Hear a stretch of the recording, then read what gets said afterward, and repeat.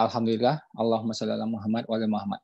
Ya, sebelum kita mulai, boleh kita baca dulu Al-Fatihah dalam hati sebentar. Silakan.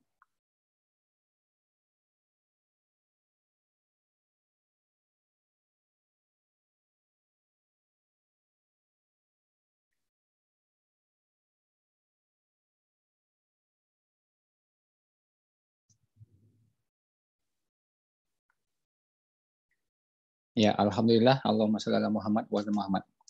Ya, bagi teman-teman yang sudah bergabung ya, kita ngisi materi ya, yang insya Allah juga bermanfaat gitu ya. Jadi kalau kita di BP, kita kan percaya bahwa ada yang namanya prioritas ya, ada yang namanya prioritas. Apa prioritas kita? Insya Allah namanya 3A ya, sudah kita rangkum, sudah saya rangkum, sering disampaikan juga oleh mentor-mentor, yaitu 3A. A yang pertama, apa coba ya, yang A yang pertama? Allah dan Rasul. Allah ya. dan Rasul. A yang kedua, coba anak dan keluarga. Anak dan keluarga. A yang ketiga adalah amal jariah. Ya. Nah, jadi ini prioritas gitu. Makanya segala kesibukan kita ya, arah kita tuh ya ke sana gitu. Ya. Saya dari dulu suka dengan yang namanya amal jariah. Karena memang saya punya hitung-hitungan gitu. Kalau dibikin sekali habis itu sayang gitu. Umroh hebat gitu. Tapi ya segitu aja ya. Selesai umroh, selesai pahalanya gitu. Nah, amal jariah ini spektakuler. Dibikin sekali dapatnya berkali-kali, bahkan sampai kita meninggal pun masih mengalir gitu. Ya. Kita udah nggak ada ya, pahalanya masih ada gitu. Ya kan? Nah, ya, itu namanya amal jariah ya. Nah, amal jariah ini misal ya kita puasa ya gitu. Bagus, kurban bagus gitu. Tapi ya selesai kurbannya selesai pahalanya. Selesai puasa selesai juga pahalanya. Nah, biar berterusan, gimana caranya? Kita udah tahu kan? 4 huruf ya. 4 huruf di sini, 4 huruf di sini. Dan dia mirip-mirip. Apa itu? Ajak, ajar. Ya. Jadi bukan sekedar kurban ya, tapi ajak orang, ajarkan ke orang. Ya. Bukan sekedar tahajud, bukan sekedar duha, ya, bukan sekedar umroh. Ajak orang, ajarkan ke orang. Nah, ini jadi amal jariah. Jadi something related ya, sesuatu yang terkait dengan ilmu ya, itu kalau kita sampaikan jadinya amal jariah. Ya. Dan zaman sekarang ya, itu mencari amal jariah lebih mudah. Ya, kita cukup nge-share ya, cukup ngajak ke orang ya, sebarkan linknya ya ke mitra kita, ke keluarga kita, itu sudah jadi amal jariah gitu. Ustadz Maulana untuk tampil mempersiapkan materi. Minimal ya beliau sudah belajar bertahun-tahun gitu kan. Sudah praktek juga bertahun-tahun baru bisa ngajar gitu, baru dapat pahalanya. Nah, kita kan lebih mudah gitu. Kita cuma nge-share aja kan, ngajak tim kita, ayo ikut. Dia belum termotivasi ya, katanya sibuk, ya sudah kita ajak lagi gitu. Ya, jadi mencari amal jariah zaman sekarang tuh jauh lebih mudah gitu. Ya. Kita mungkin bukan seorang ustadz ya, bukan seperti Ustadz Maulana, bukan seperti ustadz yang lain gitu ya. Nah, tapi tetap insya Allah kita bisa dapat pahala dan besar pahalanya, berterusan pahalanya. Dengan apa? Ajak, ajar. Ya, ajak orang, ajarkan ke orang. Ya, begitu juga teman-teman di TK Khalifah, SD Khalifah, ya, SMP Khalifah gitu ya. Ini guru-guru ya ada di sana ya, owner juga ada di sana gitu. Nah, ini lebih mudah ngajak orang ya. Pada siswa bisa ya, pada keluarga bisa, pada keluarga besar juga bisa gitu. Nah, ini langsung ya amal itu yang biasanya gitu, tahu-tahu gitu. Dan berterusan ya. Jadi saya dari dulu udah belasan tahun ya, saya hanya concern pada yang sifatnya tanda petik ya pasif gitu, pasif income ya, bikin sekali dapat berkali-kali, entah itu bentuknya rupiah, entah itu bentuknya amal jariah gitu ya, bikin sekali dapatnya berkali-kali.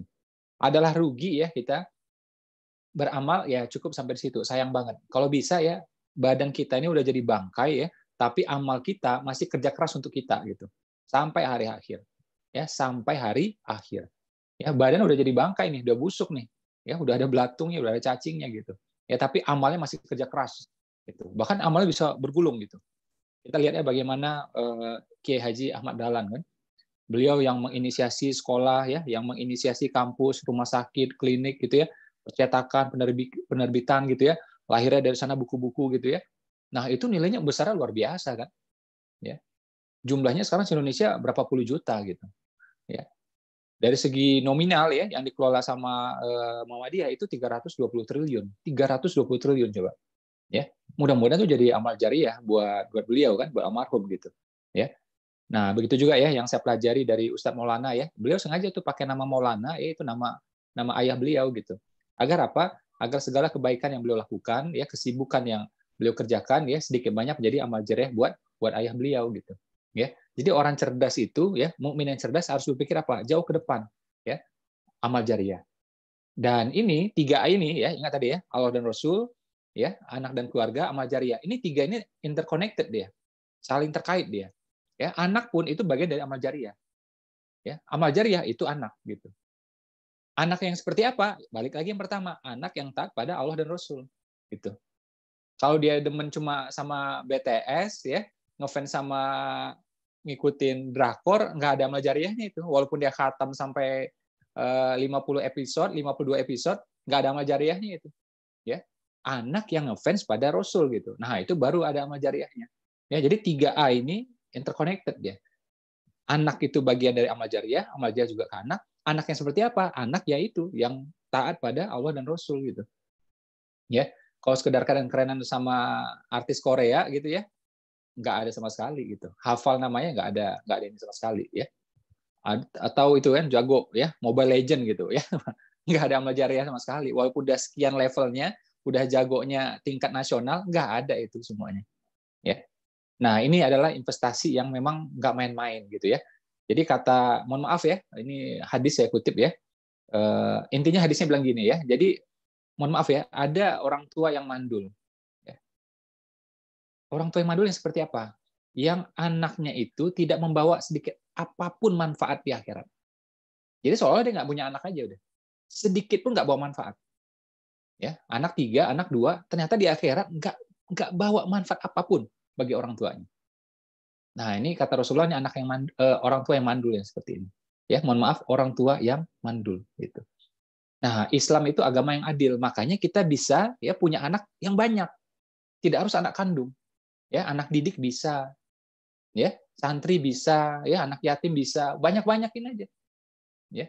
Makanya kalau saya berusaha ya, pokoknya anak tuh sebanyak-banyaknya. Dengan apa ya? Makanya bikin TK, bikin SD, bikin kampus, ya, termasuk juga di BP ini gitu ya. Kita cari anak sebanyak-banyaknya gitu.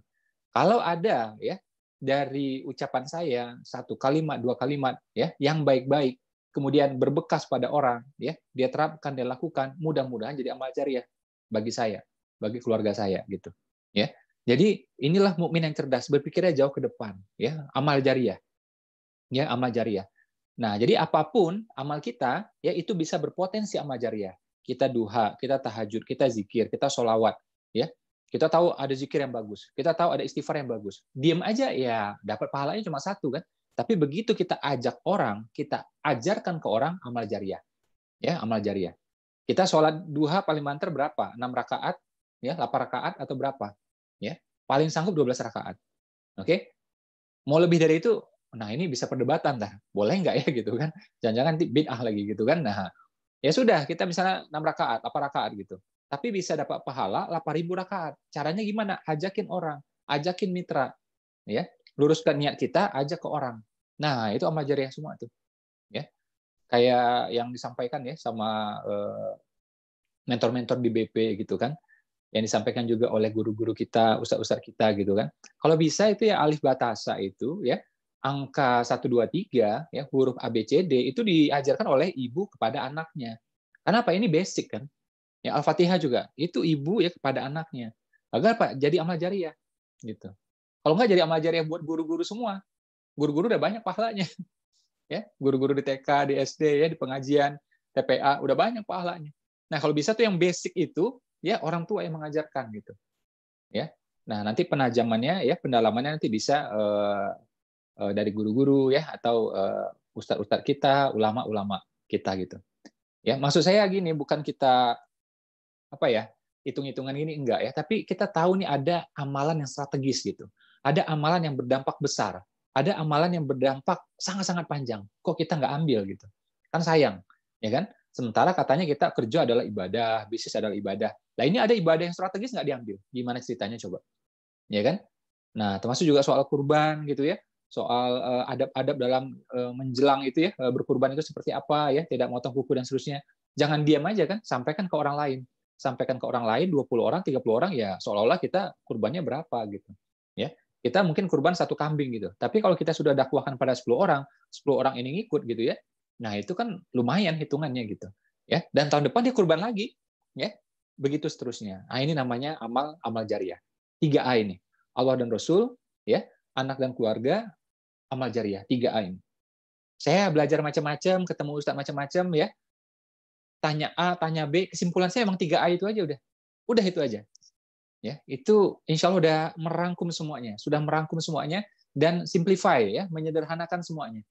Ya, jadi kalau kita tembak 3A itu udah enak banget sudah. Oke, amal semuanya bagus, tapi amal jariah, masya Allah. Nah, bagaimana amal ini ya A dan B ini jadi amal jariah gitu. Terus juga soal anak, bagaimana caranya anak masih banyak gitu. Anak kandung mungkin 2, mungkin 1 ya, tiap orang kesuburan beda-beda, kemampuan beda-beda ya, kesempatan beda-beda gitu. Ya kan? Nah, tapi anak kan tidak harus anak kandung kan. Makanya hadis tentang anak itu, anak yang soleh itu, yang amal jariah itu kan tidak ada kata bin di sana. Artinya tidak harus anak kandung. Kalau anak kandung ya silahkan, tapi ya bebas. Anak asuh, ya anak yatim, santri, silahkan aja gitu. Ya, makanya juga kita bikin nih yang kayak ginian. Ya, nah cari itu di sekitar kita, ya dari keluarga kita, ya terus melingkar lagi ponakan kita, tangga kita, terus saja gitu. Kalau perlu tim kita nggak apa-apa. Ya, bukan berarti dia nggak mampu, bukan gitu cara pikirnya. Ada kesempatan bagi kita untuk memuliakan. Kenapa kita nunggu, kita mikir dia mampu nggak mampu kan? Ya kita lakukan aja gitu. Orang tuanya mampu ya kita bantu aja nggak apa-apa. Ya kita tambah aja nggak apa-apa. Ya. Nah ini amal jariah. Dan memang bukan semata-mata materi kan? Ada yang sifatnya materi, uang gitu ya. Tapi ada juga sifatnya pengajaran, ya kan? Ada juga yang kasih sayang berupa waktu juga. Ini bisa potensi ya untuk memuliakan anak-anak di sekitar kita gitu ya. Uang ya yang kita keluarkan ya, misalnya ada orang, mohon maaf ya orang biasa gitu, sholat jarang gitu, kita kasih dia 20.000, pahala nggak? Ya pahala. Tapi 20.000 kita kasih santri kan beda gitu. Dia buat makan, dia beli nasi padang, dia kenyang ya. Begitu kenyang ya, ada energi yang muncul di tubuh gitu kan. Akhirnya dengan energi itu dia apa? Dia ruku, dia sholat, dia sujud. Itu kan pahala. Kita sekian persen dapat itu pahalanya. Karena wasilahnya dia punya energi yang melalui makanan itu. Makanan itu, ya nasi padang itu wasilahnya sekian persen lewat tangan kita gitu. Ya, takdirnya memang dia kenyang gitu. Takdirnya memang dia makan. Ya, tapi kita turut serta di sana. Ya, makanya tugas kita ini kan berusaha menjadi wasilah kebaikan semuanya. Ya, kalau istilah yang kita modifikasi ya dari Ustadz Fadlan itu kita menjadi distributor alhamdulillah. Pokoknya orang ketemu kita aja alhamdulillah aja udah. Gitu. Ya, orang jadinya sehat, orang akhirnya punya income, orang akhirnya apa? Mulai usaha, ya, buka usaha, ya. Akhirnya apa? Bisa nabung buat umroh, bisa lunasin leasing motornya gitu kan. Jadi, alhamdulillah, alhamdulillah. Nah, kita yang menjadi distributornya gitu. Ya, mungkin kita nggak jago memproduksi, tapi kita jago mendistribusikan. Ya nggak apa-apa, bagus juga gitu. Ya, persis kayak inilah analoginya Ustadz lah. Ya, Ustadz itu bikin materi kan kita nggak kuat bikin materi seperti Ustadz gitu. Tapi kalau distribusi, meng-share kita sanggup gitu. Nah, kita distribusi aja udah, nge-share aja udah. Ya, ajak keluarga ya nonton berdua sama pasangan gitu kan, atau sama orang tua ya satu layar gini gitu kan. Atau boleh juga nonton di link YouTube-nya itu kan bebas tuh semua orang bisa, ya. Nah, minimal tim kita kan. Ya, minimal tim kita karena memang tim bergabung sama kita ini kan memang artinya amanah gitu, ya. Oh, tapi tim saya cuma 2 orang, Pak. Nggak apa-apa 2 orang.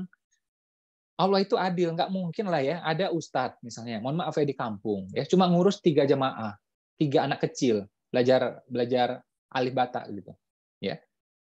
Terus ada juga ustadz misalnya yang punya jemaah besar gitu, ya. Apakah yang jemaah besar ini lebih besar pahalanya juga? Kan belum tentu. Ya, Allah menilai juga kesungguhan. Ya jangan-jangan 3 orang ini dididik benar-benar gitu sama dia. Ya. Kita kan dengar tuh banyak kan ya beberapa ulama, beberapa ustadz itu cuma terima santri sekian doang gitu. Tapi yang sekian ini didalemin sama dia gitu. Nah, ini kan ada fadilah tersendiri. Ya, sama juga teman-teman punya mitra 2, 3 gitu. Nggak main-main. 3 orang mitra artinya 3 keluarga.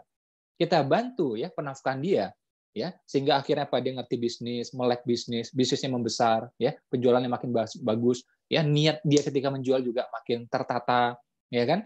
Ketika menjual juga ya niatnya juga menolong orang, bukan semata-mata pertukaran uang dan rupiah apa uang dengan barang, bukan gitu ya. Tapi memang pengen bantu orang gitu, biar orang tuh lebih sehat, ya biar orang itu bisa mulai usaha, ya. Jadi apa yang kita sampaikan itu dia sampaikan lagi gitu, ya. Kita ngomong soal penafkahan, dia ngomongkan lagi nih, gitu. Ya. Nah, jadi kalau kita berhasil kelola dua ini aja, itu insya Allah pahalanya luar biasa. Pertama, itu artinya bukan sekedar 2 orang, bukan sekedar 3 orang, tapi bisa jadi itu 3 keluarga. Dan saya bilang apa? Allah itu menunggu kan? Allah tuh bahasa saya itu menunggu ya, menilai kita gitu. Ya, menunggu menilai kita. Kalau 2 ini kamu berhasil kelola dengan baik, 3 ini berhasil dikelola dengan baik ya, nanti ditambah tuh ke 4, ke 5, ke 6 dan seterusnya. Allah menunggu gitu, melihat kita gitu. Ya. Wujud syukur itu apa? Wujud syukur itu kita ucapkan di lisan, ya. Hati juga rasa tuh ada, rasa syukur tuh ada. Ketiga apa? Ya, mengelola nikmat yang ada dikelola gitu. Saya dikasih handphone sama Allah gitu. Ya, saya kelola, saya jaga. Jangan dibiarin rusak. Jangan dibiarin taruh seenaknya, kotor, jangan. Dijaga, dirawat gitu. Dikelola kan gitu. Nah, sama juga kalau kita punya mitra. Dikasih mitra sama Allah 3 orang, 4 orang, dikelola benar-benar gitu. Ya kan? Begitu juga guru-guru kan, ada yang siswanya 12 gitu. Itu bukan cuma 12, bukan pakai cuma. Ya, bukan pakai cuma, itu besar itu. Ya. Nah, kita kelola dengan baik, nanti Allah tambah lagi. Kalau menurut Allah, kita memang kelola dengan baik, ya, sebagai rasa syukur, wujud rasa syukur, nanti Allah tambah lagi itu. Ya. Jadi syukur itu bukan sekedar lisan aja kan, tapi mengelola dengan baik. Ini saya ngomong ke anak saya juga sama. Dia dikasih mainan gitu kan. Nah, kadang-kadang juga gampang rusak, gampang hilang gitu. Saya kasih tahu sama mereka, apa itu syukur? Apa itu definisi syukur? Alhamdulillah, oke. Kata alhamdulillah. Terus apa lagi? Ya dirasakan, oke, apa lagi gitu. Menjaga, mengelola, merawat gitu. Ya itu wujud syukur. Kita dikasih istri, ya jaga tuh istri. Ya. Kita dikasih anak juga seperti itu. Alhamdulillah. Assalamualaikum Ustaz.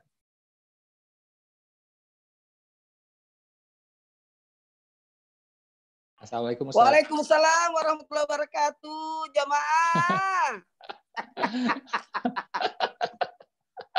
Waduh, saya yang rasanya sehat, tambah sehat nih Ustaz, dengar suara Ustaz. Makasih udah dikirimin ini. Masya Allah. Terima kasih Ustaz. Kalau Ustaz sehat, ya itu mudah-mudahan amal jariah bagi kami. Amin. Gitu Ustaz. Tafadhol Ustaz, saya izin duduk sebagai jemaah dengar dari Ustaz. Tafadhol Ustaz. Tapi tadi luar biasa paparannya. Kedengeran ya? Bisa jadi khutbah Idul Adha saya nanti itu. Aduh jangan. Karena identik bulan ini sebenarnya pengorbanan sosok Nabi yang namanya Nabi Ismail. Nabi yang paling ibaratnya kesalehannya Nabi Ismail. Jadi bagus banget, bagus sekali tema kita hari ini, yakni alhamdulillah dengan tema yang menghadirkan anak soleh. Kata menghadirkan anak soleh. Baik, Bismillahirrahmanirrahim. Assalamualaikum warahmatullahi wabarakatuh. Waalaikumsalam warahmatullahi wabarakatuh. Alhamdulillahirabbil alamin. Allahumma shalli salatan kamilatan wa sallim salaman tamman ala sayyidina Muhammadin allazi tanhal bil kaf wa tanfarjibil qaratuk dabila wa chatunal barakat ustul hawatin wa yastarskal gamam karim wa ala wasabi fi kulamatin wa nafsi bi kulli ma'lumilaka. Amma ba'd, segala puji hanya milik Allah seluruh sekalian alam. Ketika kita memuji Allah, sesungguhnya kita menghadirkan diri kita menjadi hamba Allah. Karena tiada lain kedudukan yang paling tertinggi adalah menjadi hamba Allah. Mohon izin, mohon maaf, saya hadir di sini sebagaimana tujuan penciptaan kita, bukan hanya sebagai khalifah, bukan saja sebagai untuk menyembah kepada Allah, tapi bagaimana kita amal ma'ruf nahi mungkar, untuk menyeru kebaikan dan mencegah kemungkaran. Salah satu dari 3 tujuan inilah yang mana kita menjalankan kewajiban kita sebagai yang namanya manusia. Wa ma khalaqtul jinna wal insa illa liya'budun, tidak kuciptakan jin dan manusia kecuali untuk menyembah kepada aku, kata Allah. Jadi penghambaan kita kepada Allah berjalan, tapi inni ja'ilun fil ardi khalifah. Allah menurunkan kita di muka bumi ini untuk mengurus, merawat bumi ini, menjaga bukan hanya diri kita, tapi semua yang hidup di alam bumi ini. Dan alhamdulillah juga menyerukan dakwah amal ma'ruf nahi mungkar. Baiklah, terima kasih banyak atas silaturahmi yang luar biasa, yang sangat berberkah, karena betul tadi kata pengantar tadi luar biasa sebelum saya, yang menghadirkan buat kita untuk bisa sama-sama menjadi bukan hanya baik pada diri kita, tapi menjadi baik untuk sesama manusia. Bahkan lebih hebatnya lagi, bisa bermanfaat bukan hanya di dunia, tapi sampai ke akhirat. Karena perihal tentang berbicara tentang anak, baik saya mendahului dulu karena ini adalah bulan Zulhijjah, tepatnya tanggal 2 Zulhijjah. Alhamdulillah, Allah melihat hambanya dengan usahanya. Betul tadi, melihat hambanya dari bagaimana memanfaatkan dari atas apa yang Allah berikan padanya. Dan menariknya, karena kita mungkin ada yang sudah daftar haji, ada niat berangkat haji tahun ini, tapi karena pandemik ini sehingga terbatas untuk berangkat. Karena memang haji itu dibatasi karena kemampuan. Bukan hanya kemampuan materi, tapi kemampuan apakah dia aman atau dapat izin atau tidak. Itulah makna daripada kemampuan itu. Tapi kita tidak boleh putus dari rahmat Allah. Tadi kalau saya mendengarkan paparan, waduh, guru kita tadi, Pak Ipo, ya makasih banyak, luar biasa. Itu makin semangat. Waduh, ini orang hebat banget ya. Bisa mempengaruhi kita, menawarkan kebaikan, berbagi kebaikan. Ini makasih banyak. Saya acukan jempol, luar biasa. Jamaah. Oh, jamaah. Alhamdulillah. Ini karena biasa dengan jamaah. Jadi Mas Ipo, ini kalau mau tahu berapa jam saya ceramah? 2 jam ya? Bebas Ustaz, sampai maghrib juga boleh Ustaz. Oh, boleh, yes. Karena banyak yang mau saya sampaikan. Alhamdulillah, sebelum saya masuk paparan saya tentang bagaimana menghadirkan anak soleh, soleh itu artinya berfungsi. Soleh itu, makna soleh itu bermanfaat, berfungsi. Kalau kita pergi ke toko, kita lihat barang itu, kita lihat masa berlakunya. Jadi berfungsinya anak itu. Ada anak, apakah anak itu berfungsi atau tidak? Makanya dari orang tua lah yang menghadirkan anak itu berfungsi atau tidak. Bermanfaat atau tidak. Yuladu alal fitrah. Anak itu lahir dalam keadaan fitrah. Saya setuju tadi pendapat Mas Ipo tadi bahwa sebenarnya anak itu ada 3 macam. Ada 3 macam. Ada anak yang lahir dari diri kita. Namanya anak kandung. Itulah anak kandung. Nah, anak itu sebenarnya milik bapaknya. Tapi melewati kandungan ibunya. Makanya anak kandung itu nama belakangnya adalah nama bapaknya. Karena pemiliknya adalah bapaknya. Makanya namanya pasti binnya bin bapaknya. Cuma dalam hal ini ada lagi anak yang kedua. Ya, anak yang kedua adalah anak yang lahir dari ilmu kita. Itulah anak murid kita, anak didik. Jadi kalaupun tidak, jadi jangan putus dari rahmat Allah. Anak soleh itu tidak mesti anak yang lahir dari kandungan kita, tapi anak yang menjadi bermanfaat disebabkan oleh diri kita.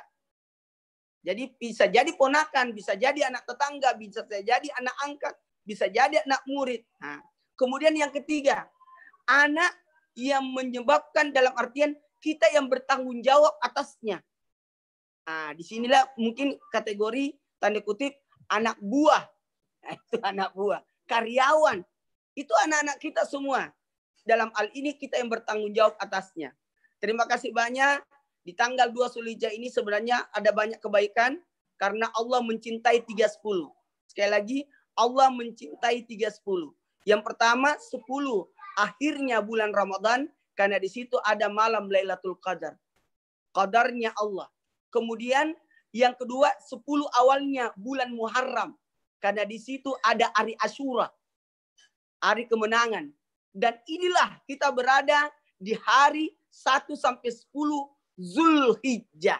Jadi ada 3-10. Usahakan beramal ibadah di 3-10 ini. Nah, tadi 10 akhir Ramadan, 10 awal bulan Muharram. Dan yang ketiga 10 awalnya bulan Zulhijjah. Hari ini tepat tanggal 2 Zulhijjah. Memang ada apa di 1 sampai 10 Zulhijjah? ternyata ada kemuliaan. Nabi mempuasakan bukan hanya 9 Zulhijjah, bukan hanya 8 hari Tarwiyah, tapi Nabi sebenarnya dalam satu riwayat mempuasakan mulai dari 1 Zulhijjah sampai 9 Zulhijjah. Kenapa? Ternyata tanggal 1 Zulhijjah, Nabi Adam diampuni dosanya pada tanggal 1 Zulhijjah. Barang siapa yang berpuasa, beribadah pada tanggal 1 Zulhijjah, maka diampunilah dosa-dosanya sebagaimana Allah mengampuni dosa Nabi Adam alaihissalam. Itu 1 Zulhijjah. Pertanyaannya, kenapa dosanya Nabi Adam? Tidak ada yang sama dosanya Nabi Adam. Karena Nabi Adam dosanya di surga. Sementara kita berdosanya di bumi. Kebayang, orang yang berdosa saja di surga diampuni, apalagi kita cuma berdosa di bumi. Yakin Allah ampuni dosa-dosa kita. Tanggal 2 Zulhijjah hari ini, selamat. Yang bisa bergabung, ada 2.000 yang bergabung. Masya Allah, tabarakallah. Kalau 2.000 ini menyampaikan kebaikan, terus mengalir sedekah jariah kita. Amin. Jadi tanggal 2 Zulhijjah, ada apa dengan tanggal 2 Zulhijjah? Ternyata pada tanggal 2 Zulhijjah, Nabi Yunus alaihissalam berdoa di dalam perut ikan. Bacaannya, La ilaha illa anta subhanaka inni kuntu minadz zalimin. Itu sebenarnya dibacanya pada tanggal 2 Zulhijjah, nanti keluarnya di hari Asyura. Kebayang lamanya di dalam perut ikan. Ada riwayat menyebutkan Nabi Zinnun, ini Yunus bin Mattah namanya, atau Nabi Zinnun, Nabi yang berada di dalam perut ikan, membaca La ilaha illa anta subhanaka inni kuntu minadz zalimin hari ini, tanggal 2 Zulhijjah. Memang kenapa? Siapa yang beramal ibadah pada tanggal 2 Zulhijjah, maka Allah terima ibadahnya. Jadi semua usaha kita, ibadah kita pada hari ini Allah kabulkan pada tanggal 2 Zulhijjah. Pada tanggal 2 Zulhijjah. Kenapa? Karena Nabi Yunus alaihissalam sebenarnya membaca La ilaha illa anta subhanaka inni kuntu minadz zalimin karena merasa dirinya lagi menzalimi dirinya. Karena maaf, ada peristiwa sebelumnya Nabi Yunus berdakwah pada kaumnya, ternyata kaumnya itu tidak mau menerima. Sampai-sampai Nabi Yunus pergi ke pinggir pantai untuk memikirkan kaumnya yang tidak mau beriman kepada Allah, tidak mau sadar. Sehingga dikhawatirkan akan turun azab. Maka Nabi Yunus duduk di pinggir pantai, ternyata duduknya itu di perahu. Duduknya di perahu. Dan perahu itu makin menjauh. Sekali lagi, makin menjauh dari daratan. Maka dikategorikan Nabi Yunus meninggalkan tugas. Hati-hati, ancaman bagi orang yang mendapatkan tugas tapi meninggalkan tugasnya, maka ditolak ibadahnya. Nah, inilah yang terjadi pada diri Nabi Yunus. Lalu Nabi Yunus mengakui kesalahannya, kehilafannya, bahwa aku ini rasa-rasanya bersalah karena meninggalkan kaumku. Betul, karena pada saat itu kaumnya sudah sadar. Karena ketika datang hewan hitam mendatangi kaumnya, tiba-tiba kaumnya itu bertobat semua. Lalu mencari nabinya. Di mana nabi kami? Ternyata nabinya sudah ada di tengah lautan. Kemudian perahunya itu goyang. Maka berkatalah nahkodanya, turunkan semua isi perahu kita, di kapal kita ini, karena ada berat. Kemudian kalau begitu manusia juga diturunkan. Supaya agak ringan ini perahu daripada kita tenggelam semua. Maka masuklah Nabi Yunus kategori orang yang diturunkan dari kapal tersebut. Lalu dimakanlah ikan dalam perut ikan. Beliau sadar. Lalu membaca La ilaha illa anta subhanaka inni kuntu minadz zalimin. Besok tanggal 3 Zulhijjah. Tanggal 3 Zulhijjah besok, kalau bisa siapa yang berpuasa besok. Jadi sebenarnya ketika kita tidak bisa berangkat haji, yang kita bisa lakukan adalah Allah tahu ada hambaku yang bisa berangkat haji. Tapi ada hambaku yang tidak sanggup. Jadi sebenarnya jangan kita putus asa, sebenarnya masih banyak ibadah yang bisa kita lakukan. Peluang masuk surga itu banyak. Pintu surga itu ada 7, bukan 1. Bahkan bertingkat-tingkat. Ada pintu duha, ada pintu tahajud. Pintu saum, pintu sedekah, pintu birrul walidain. Pintu haji. Pokoknya pintu al-adi. Pintu yang menyayangi anak-anak. Nah, sama dengan tema kita ini. Jadi sayangi anak-anak. Sekali lagi, sayangi anak-anak. Anak ayam saja kita pelihara, kita dapat telur. Apalagi anak manusia. Jamaah. Ya, alhamdulillah jamaah. Alhamdulillah rabbil alamin. Saya kembali. Mas Ipo, saya selesaikan dulu 1 sampai 10 Zulhijjah, enggak apa-apa ya? Siap. Alhamdulillah. Karena ini sangat penting untuk saya jelaskan, karena sayang kalau ini dilewatkan karena berkenaan dengan Zulhijjah ini. Tanggal 3 Zulhijjah besok. Siapa yang mampu berpuasa besok tanggal 3 Zulhijjah, maka dikabulkan doanya. Kalau tanggal 1 Zulhijjah diampuni dosa, kalau hari ini diterima ibadah, tanggal 3 Zulhijjah. Siapa yang sanggup berpuasa besok, maka Allah, kenapa ada apa dengan tanggal 3 Zulhijjah? Ternyata tanggal 3 Zulhijjah itu Nabi Zakaria alaihissalam dikabulkan doanya oleh Allah. Pertanyaannya, ada apa dengan doa Nabi Zakaria? Ternyata Nabi Zakaria alaihissalam pernah mendapatkan peristiwa yang luar biasa. Maaf, peristiwa ini mungkin jarang disampaikan orang karena ini sesuatu ya gitulah. Yang tidak mengenakkan. Nabi Zakaria wafatnya digergaji. Ada Nabi dipenggal kepalanya, wafatnya, syahidnya. Nabi Zakaria digergaji. Peristiwa gergaji ini, digergajinya Nabi Zakaria terjadi pada tanggal 3 Zulhijjah. Kenapa? Ada apa dengan Nabi Zakaria? Begini. Ada Raja Roma pada saat itu mau menikahi seorang janda yang cantik yang memiliki anak yang cantik. Masalahnya raja ini mau menikahi dua-duanya. Sekali lagi, mau menikahi dua-duanya. Mamanya mau dinikahi, janda cantik ini, bersama juga anak cantiknya. Jadi dua-duanya mau dinikahi. Kata Nabi Zakaria tidak bisa. Itu tidak dibenarkan dalam syariat agama. Kalau engkau nikahi ibunya, maka jangan nikahi anaknya. Atau sekali kau nikahi anaknya, tapi jangan nikahi ibunya. Tapi raja ini menginginkan untuk menikahi dua-duanya. Dan Nabi Zakaria tidak menyetujui, bahkan stempel pernikahan itu tidak diberikan. Sehingga raja ini marah, sehingga mengejar Nabi Zakaria. Lalu diperintahkanlah bala tentaranya untuk membunuh Nabi Zakaria.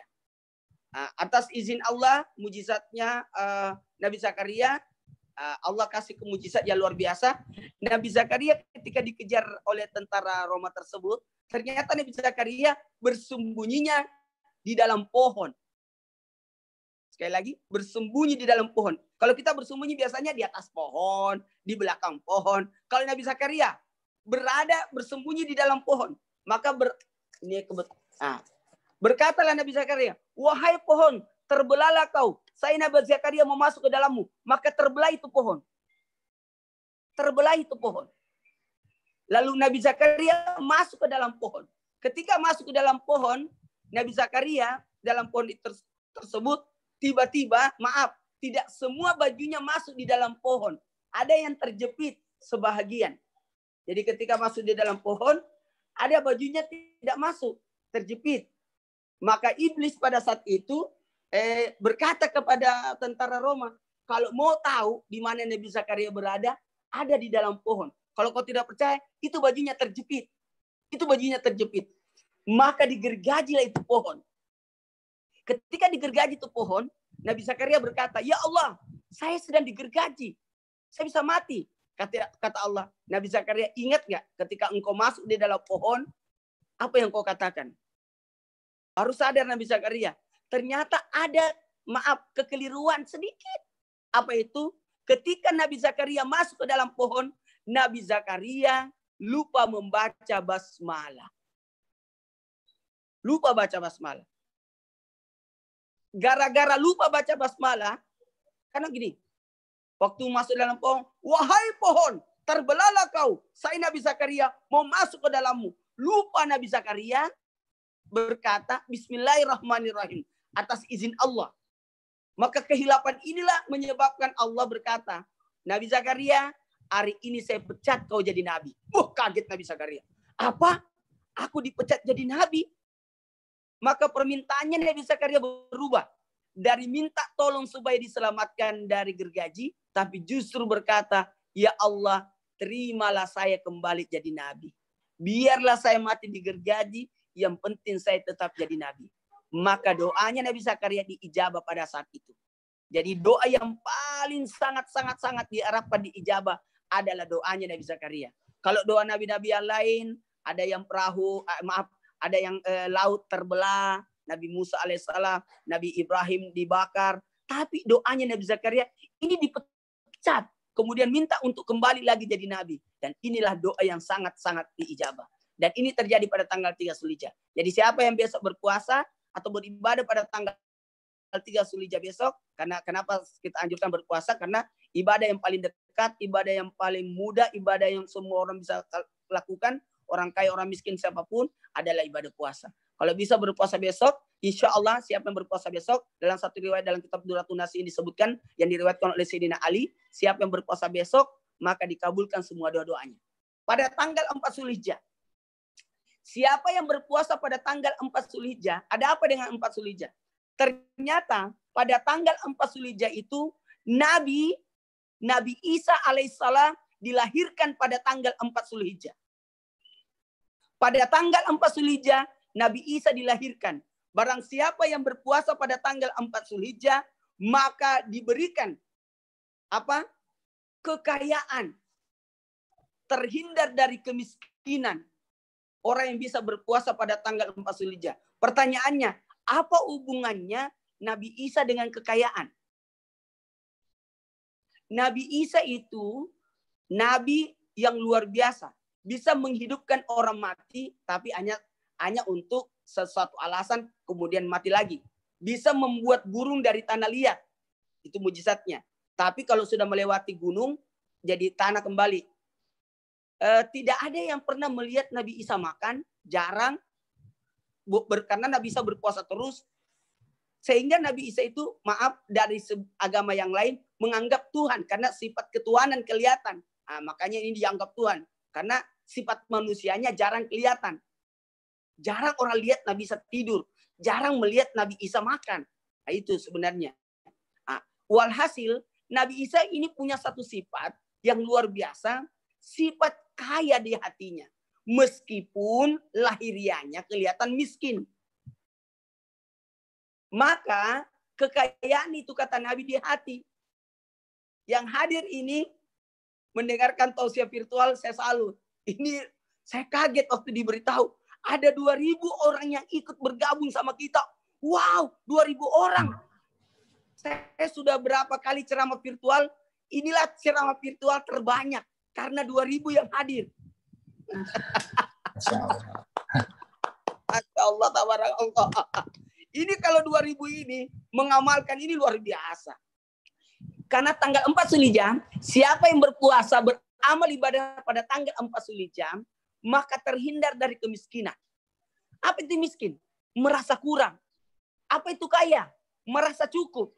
Jadi ketika kita berpuasa pada tanggal 4 Zulhijjah, beramal, akan Allah berikan kepada kita sesuatu kecukupan. Kebayang Nabi Isa punya sisir. Tapi beliau melihat ada orang bersisir pakai jarinya. Berkata Nabi Isa, saya terlalu tergantung dengan sisir ini. Maka sisirnya pun disedekahkan. Beliau melihat ada orang minum pakai tangannya. Beliau punya cangkir. Gelas yang beliau sedekahkan lagi. Kenapa? Rasa puas, rasa cukup. Karena kadang-kala manusia sudah punya ini, masih mau ini. Punya ini, masih mau ini. Itu kemiskinan. Jamaah yang dimuliakan oleh Allah. Kemudian hari kelima. Tanggal 5 Zulhijjah. Ada apa dengan tanggal 5 Zulhijjah? Pada tanggal 5 Zulhijjah, Nabi Musa alaihissalam dilahirkan. Siapa yang beramal ibadah pada tanggal 5 Zulhijjah, maka terhindar dari kemunafikan dan siksa kubur. Sekali lagi, siapa yang berpuasa pada tanggal 5 Zulhijjah. Jadi inilah kesempatan kita. Ini kita punya umur 60-70, Pak. Aduh, tinggal sisa berapa? Sementara nanti kita akan tinggal di surga untuk selama-lamanya. Ini makanya orang cerdas itu, betul kata Mas Ipo tadi, berpikir sampai ke akhirat. Siapa orang berpikir biasa? Orang beruntung. Orang yang berpikir tahun depan, masa depan, bahkan berpikir masalah anak, sedekah jadi, itu hebat. Tapi apalagi kalau kita berpikir untuk masa depan. Maka orang cerdas itu kata Nabi, yang berpikir masa depannya di akhirat. Tanggal 5 Zulhijjah, Nabi Musa dilahirkan. Barang siapa yang berpuasa pada tanggal 5 Zulhijjah, maka terhindar dari kemunafikan dan siksa kubur. Kenapa? Apa hubungannya Nabi Musa dengan siksa kubur?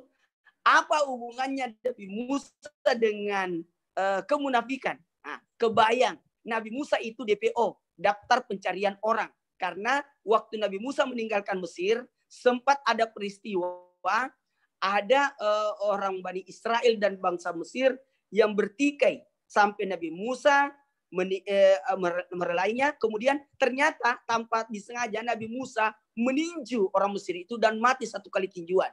Dan pada saat itu Nabi Musa meninggalkan Mesir, lantas bertemu dengan Nabi Syuaib dan putrinya Nabi Syuaib. Kebayang Nabi Musa berada pada posisi daftar pencarian orang. Dan pada saat itu pula Allah memerintahkan Nabi Musa untuk mendakwai Fir'aun. Ini luar biasa. Kalau mungkin orang takut. Kalau Nabi Musa berani. Jadi terhindar dari kemunafikan. Jadi dihadirkan keberanian. Siapa yang berpuasa pada tanggal 5 Zulhijjah terhindar dari kepada kemunafikan dan siksa kubur. 6 Zulhijjah. Pada tanggal 6 Zulhijjah. Ada apa dengan tanggal 6 Zulhijjah? Pada tanggal 6 Zulhijjah, barang siapa yang berpuasa, beramal ibadah, pada tanggal 6 Zulhijjah, maka Allah turunkan sifat kasih sayang pada tanggal 6 Zulhijjah. Maka Allah tumbuhkan sifat kasih sayang itu terhadap diri kita. Dan ini yang mahal. Kenapa ada orang tua bertengkar? Kenapa suami istri bertikai, bermasalah? Kenapa anak melawan orang tua? Kenapa orang tua memukul anak? Sifat kasih sayang yang hilang. Dan ini kita butuhkan sifat kasih sayang ini. Apalagi di masa pandemi ini, sifat kasih sayang itu ditumbuhkan. Makanya saya kaget waktu diberitahu bahwa kita live-nya ini 2.000 orang yang ikut. Ini kasih sayang. Tidak gampang orang menyiapkan waktu duduk, dengarkan tausiah. Ini Mas Ipo pakai ilmu apa ini? Saya harus belajar banyak ini dari Mas Ipo. Untuk mendakwai satu orang saja susah, apalagi 2.000 orang bisa bergabung. Masya Allah. Nah, jamaah. Oh, jamaah. Kasih sayang. Hey, jamaah. Kasih sayang. Kasih sayang ini yang penting. Berkasih sayanglah. Berkasih sayanglah. Tanggal 7 Zulhijjah. Ada apa dengan tanggal 7 Zulhijjah? Pada tanggal 7 Zulhijjah, 7 pintu neraka ditutup. Artinya ditutup pintu kesulitan. Kalau di bukunya Mas Ipo ada 7 keajaiban rezeki.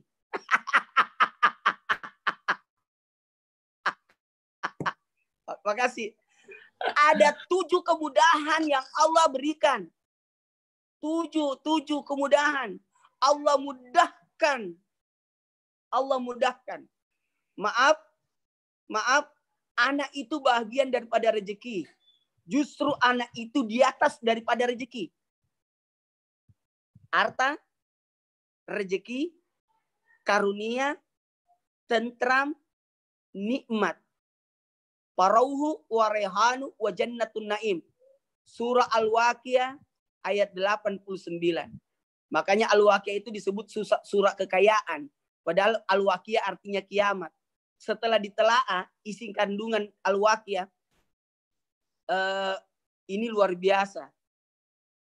Ternyata ada 8 rezeki yang disebut dalam surah Al-Waqiah. 4 yang ditampakkan di dunia, 4 yang disimpankan di akhirat. Ternyata Allah sebutkan sendiri, ternyata anak itu bagian daripada rezeki. A'antun tahlukuna am nahnu khaliqun. Siapa yang kasih kamu rezeki anak? Dalam Al-Waqiah 59. Siapa yang kasih kamu anak? Maka sebenarnya ketika kita baca surah Al-Waqiah, ada baiknya kita harus tandai ada beberapa kalimat dalam surah Al-Waqiah harusnya diulang-ulang. Yang pertama kalau bisa di ayat 10-nya. Was-sabiquna as-sabiqun. Karena di situ ada rezeki apa itu? Lebih dahulu masuk surga. Lebih terdahulu masuk surga. Karena manusia dibagi 3. Ada golongan kanan, ada golongan kiri, tapi ada satu golongan yang paling beruntung. Yang mana beruntung? Golongan kanan. Itu jelas kanan. Tapi ada golongan yang beruntung. Yang terdahulu masuk surga. Panitianya. Siapa panitianya? Orang-orang yang menyerukan kebaikan. Orang-orang yang mengajak kebaikan. Dan nanti akan terjadi pertengkaran ketika orang masuk surga. Ketika ustaz disuruh masuk surga, para pendakwah kata, jangan saya. Ada yang menyebabkan saya masuk. Kenapa saya bisa berdakwah? Karena ada yang menyebabkan saya berdakwah. Aduh. Para donatur, ada lagi. Jadi semua saling berkaitan. Kita lanjut kembali. Mohon izin karena waktu. Kita sangat dibatasi oleh waktu karena ini tausiahnya pakai Zoom berarti 5 jam cukup lah. Amin. Siap. Tanggal 7 Zulhijjah kita kembali ke selesaikan dulu karena ini ternyata ini sudah makin semangat saya. Jadi tanggal 7 Zulhijjah kita selesaikan dulu. 7 Zulhijjah 7 pintu neraka ditutup. Barang siapa yang berpuasa beramal ibadah pada tanggal 7 Zulhijjah maka ditutup 7 pintu kesulitan dan dimudahkan 7 pintu kemudahan. Kemudian 8 Zulhijjah.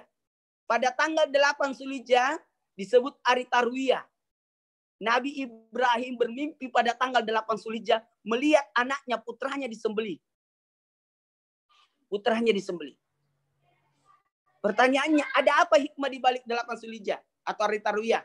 Kalaupun ada yang berkata, susah Ustadz aku berpuasa 1 sampai 7. Ya baiklah, 8 aja lah sampai 9. Tapi kalau bisa 1 sampai 9. Tapi kalau tidak sanggup, 8 aja dulu. Sampai 9. 2 hari ini. Karena kenapa? 8 Zulhijjah ini hari Tarwiyah. Hari rahasia. Nanti 9 Zulhijjah baru terjawab. Bahwa besok saya sembelih putraku. 8 Zulhijjah hari Tarwiyah. Kenapa disebut hari rahasia? Hanya Allah yang tahu. Jadi siapa yang berpuasa tanggal 8 Zulhijjah, maka Allah akan berikan sesuatu yang tidak disangka-sangkanya. Yang tidak diduga-duganya. Loh, kok aku bisa dapat ini? Kok aku bisa dapat kemuliaan ini? Kok aku bisa dapat derajat ini? Kok aku bisa dapat rezeki ini? Itu kemungkinan ada amalan yang kau melakukan yang kau tidak sangka-sangka. Itu hadiahnya dari Allah. Salah satunya berpuasa beribadah 8 Zulhijjah. 9 Zulhijjah. Pada tanggal 9 Zulhijjah. Pada tanggal 9 Zulhijjah, barang siapa beramal ibadah pada tanggal 9 Zulhijjah, maka Allah akan berikan pahala setahun. Amin. Amin. Bahkan diampuni dosanya 2 tahun, 1 tahun ini dan 1 tahun yang akan datang. Terjadi tanggal 10 Zulhijjah. Ada apa dengan tanggal 10 Zulhijjah? Ternyata Nabi Ibrahim, Nabi Ismail, Siti Hajar. 3 hamba Allah ini berkurban. Anak saleh itu, melahirkan anak saleh sesuai tema kita. Makanya saya angkat ini, bagaimana menghadirkan anak saleh. Jadikan anak kita seperti sesalehnya Nabi Ismail. Bagaimana Nabi Ismail? Sanggup mau dipotong. Pertanyaannya, kira-kira mau nggak anak kita dipotong?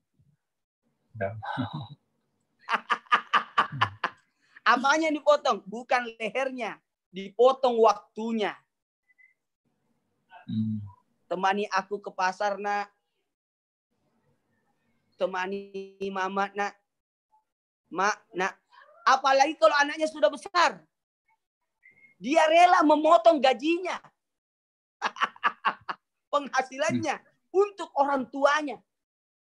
Anta wa malu li abika, kata Nabi. Dirimu dan hartamu milik orang tuamu. Itu. Sanggup nggak kita berbagi? Pertanyaannya, di rumah kita ada nggak kamar orang tua? Biasanya kita bikin kamar bapak, kamar orang tua, kamar ayah ibu, kamar anak, kamar tamu. Pertanyaannya, ada nggak kamar orang tua? Bukan berarti orang tua kita punya rumah. Tidak. Usahakan ada juga kamar buat orang tua. Jadi orang tua itu ada keinginan untuk datang ke rumah anaknya. Karena memang ada kamarnya anaknya. Kamar orang tua di sana. Kata di dalam bukunya Pak Ipo, jangan nunggu kaya baru bakti sama orang tua. Berbakti sama orang tua supaya jadi kaya. Jamaah. Oh, jamaah. Nah, sebelum saya masuk, jadi materi saya belum masuk ya. Ini baru memulai. Ini baru memulai. Ini cuma baru pengantar. Karena sayang kalau saya jelaskan langsung materi, kalau saya tidak bahas dulu 1 sampai 10 Zulhijjah. Ternyata pada tanggal 10 Zulhijjah, 3 hamba Allah, Nabi Ismail, Nabi Ibrahim, Siti Hajar, berkata Siti Hajar, suamiku sebelum berangkat ke Mina, karena peristiwa pengorbanan itu terjadinya di Mina. Jadi bayangkan dari rumahnya di Mekah menuju ke Mina. Kalau sekarang mudah karena ada terowongan. Dulu itu tidak ada terowongan, harus melewati gunung, bukit. Apa yang terjadi? Berkatalah Siti Hajar, suamiku sebelum berangkat makanlah dulu. Jadi diminta makan pada pagi itu. Pada pagi hari tanggal 10 Zulhijjah diminta makan, tapi Nabi Ibrahim menolak. Apa kata Nabi Ibrahim? Saya tidak sempat untuk makan. Tidak ada selera untuk menurunkan makanan di perutku ini karena aku akan menyembelih putraku. Jadi Nabi Ibrahim tidak sempat makan. Nabi Ismail ditanya, makanlah dulu nak sebelum disembelih. Kata Nabi Ismail, lebih-lebih saya karena saya mau disembelih. Maka Nabi Ismail pun tidak makan. Kalau begitu karena Bapak sudah terlanjur sudah masak, kasihan makanan ini tidak ada yang makan. Kalau begitu ibu saja yang makan, Siti Hajar. Kata Siti Hajar, saya pun tidak bisa makan. Maka 3 hamba Allah tidak sempat makan pada pagi hari itu. Makanya kita dianjurkan pada tanggal 10 Zulhijjah, jangan makan dulu. Nanti pulang dari salat Id, baru makan. Tapi bukan berpuasa, karena haram berpuasa pada tanggal 10 Zulhijjah. Jangan niat puasa, cuma tidak makan, tidak minum. Bagaimana? Merasakan perasaan ketiga hamba Allah yang sedang berkurban. Maka nilainya sama dengan satu puasa, sekalipun tidak berpuasa. Cuma menahan aja. Masa sih tidak bisa tahan dari jam 4, dari subuh sampai pulang salat Id. Ayolah tahan-tahanlah 3 jam 4 jam itu. Bisalah pulang-pulang. Makanya pembaca khutbah Idul Adha tidak boleh panjang khutbahnya. Karena orang pada lapar semua itu. Belum makan. Beda kalau Idul Fitri. Kalau Idul Fitri itu makan dulu baru berangkat. Karena untuk membedakan antara bulan Ramadan dan bulan Syawal. Jadi artinya kita makan dulu baru berangkat. Dan kalau Idul Fitri disunatkan agak lambat khutbahnya.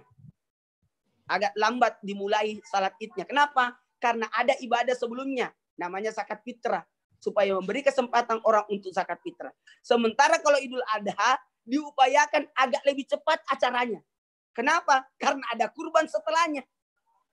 Ya, baiklah Mas Ipo dan semuanya jamaah yang hadir. Saya mulai ceramahnya ya. Jadi saya baru mulai ini. Gak apa-apa. Ya. Baiklah, berbicara tentang menghadirkan anak soleh. Terima kasih banyak. Ini saya dapat pembelajaran yang luar biasa. Bagaimana kita menjadi anak soleh. Apalagi saya ini lagi mendidik anak-anak saya. Betul-betul sendiri karena almarhumah sudah berpulang ke rahmatullah 1 tahun kemarin. Sehingga saya mendidik anak saya secara langsung sendiri. Baik kepada semua jamaah yang dimuliakan oleh Allah, kita sama-sama menghadirkan bahwa anak itu amanah dari Allah. Ingat, anak itu dibentuk oleh 4. Siapa yang membentuk anak? Yang pertama, yang membentuk anak adalah ayah penanggung jawab. Kemudian ibu, pemberi kasih sayang. Ibu pemberi kasih sayang. Kemudian yang ketiga adalah bacaan atau buku atau sekolah yang mengisi dia. Yang mengisi dia. Jadi carikan sekolah, carikan bacaan, carikan buku-buku. Carikan semakin banyak buku yang dibaca, semakin banyak orang yang dijumpai, semakin banyak guru yang didatangi, semakin banyak tempat kajian-kajian yang didatangi. Itu luar biasa. Yang mengisi. Karena dia kosong, maka diisi. Makanya setuju tadi, kalau bisa orang tuanya yang ngajarin.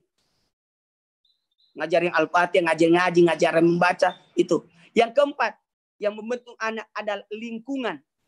Dengan siapa yang dia bergaul. Jadi, ada 4 yang membentuk anak. bapak penanggung jawab, ibu pemberi kasih sayang. Jadi Nabi meninggal ayahnya, tapi ada pengganti ayah, kakeknya. Karena ini penanggung jawab ini harus ada. Siapa yang bertanggung jawab? Kalau ibu madrasatul ula, maka bapak kepala sekolah. Jadi untuk melahirkan anak soleh, tergantung dulu dari orang tuanya. Tapi kita tidak boleh putus asa. Karena di dalam Al-Quran ada orang yang orang tuanya maaf tidak taat, tapi anaknya yang taat. Siapa itu? Nabi Ibrahim. Azar bapaknya pembuat berhala. Tapi justru anaknya jadi nabi. Bahkan jadi bapaknya para nabi. Sementara Nabi Musa. Nabi Musa tinggal di rumah Fir'aun. Yang menjadi bapaknya adalah Fir'aun. Tapi kenapa anaknya jadi nabi? Itu juga. Nah, itu kembali. Bahkan ada nabi, tapi anaknya tidak taat, tidak soleh. Maka ketika Nabi Nuh alaihissalam melihat putranya, Kan'an sudah mulai tenggelam, lalu berteriak, "Ya Allah, anakku." Kata Allah, "Itu bukan anakmu. Memang lahir darimu, tapi dia bukan anakmu." Jadi anak itu yang sampai ke akhirat. Yang sampai ke akhirat. Nah, ini mungkin anak yang pengertiannya beda lagi. Baik jamaah yang dimuliakan oleh Allah, maka anak yang soleh itu adalah anak yang dalam artian yang menjalankan kewajiban. Sekali lagi, menjalankan kewajiban. Kalau pengertian soleh, artinya berfungsi, bermanfaat. Berfungsi enggak? Bermanfaat enggak? Berarti soleh. Makanya doa kita, Rabbi habli minas solihin. Terserah. Mau jadi dokter, mau jadi pengusaha, mau jadi pedagang, mau jadi guru, mau jadi pilot, mau jadi polisi, mau jadi tentara. Terserah itu anak mau jadi apa. Yang penting intinya soleh. Jadi kita tidak berkata, "Ya Allah jadikanlah anakku presiden." Tidak. Tapi jadikanlah anakku anak soleh. Soleh itu semua. Semua. Untuk melahirkan anak soleh, bersifat soleh. Nah, kenapa bersifat soleh? Betul tadi. Karena anak soleh ini akan mengalirkan pahala buat orang tuanya. Masya Allah, tabarakallah. Dalam satu hadis disebutkan bahwa anak soleh itu akan memperoleh kebaikan orang tuanya. Semua yang dilakukan anak soleh itu. Mohon izin. Nama saya kalau dikenal adalah Maulana. Ustaz Maulana. Sebenarnya itu bukan nama saya. Itu nama bapak saya. Nama saya adalah Muhammad Nur Maulana. Orang bertanya, kenapa Maulana? Supaya bapak saya dapat terus pahala dari setiap saya berdakwah. Karena bapak saya udah meninggal ketika 37 tahun yang lalu. Sudah lama. Ketika saya masih kecil. Ya sampai sekarang saya masih kecil.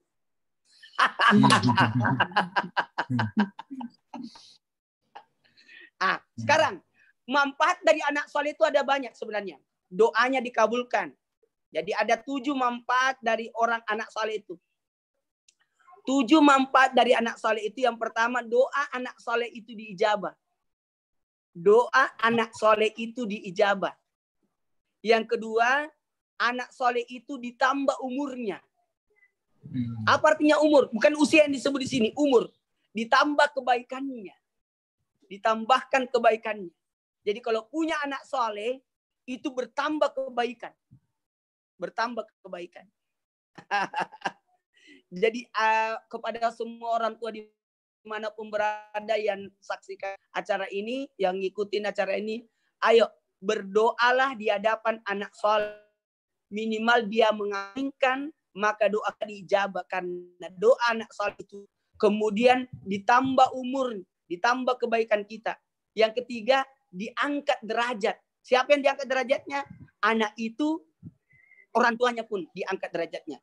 Ada seorang orang tua bertanya nanti di akhirat, kenapa saya berada di derajat ini? Padahal ibadah saya sedikit. Ada anakmu, ada anak solehmu yang menyebabkan derajatmu naik. Yang keempat, anak soleh itu, manfaat dari anak soleh itu memperbaiki nama baik. qurratul ayun. Karena anak itu kan dalam Al-Quran ada anak yang menjadi musuh. Ada anak dalam Al-Quran disebutkan anakmu akan jadi musuhmu.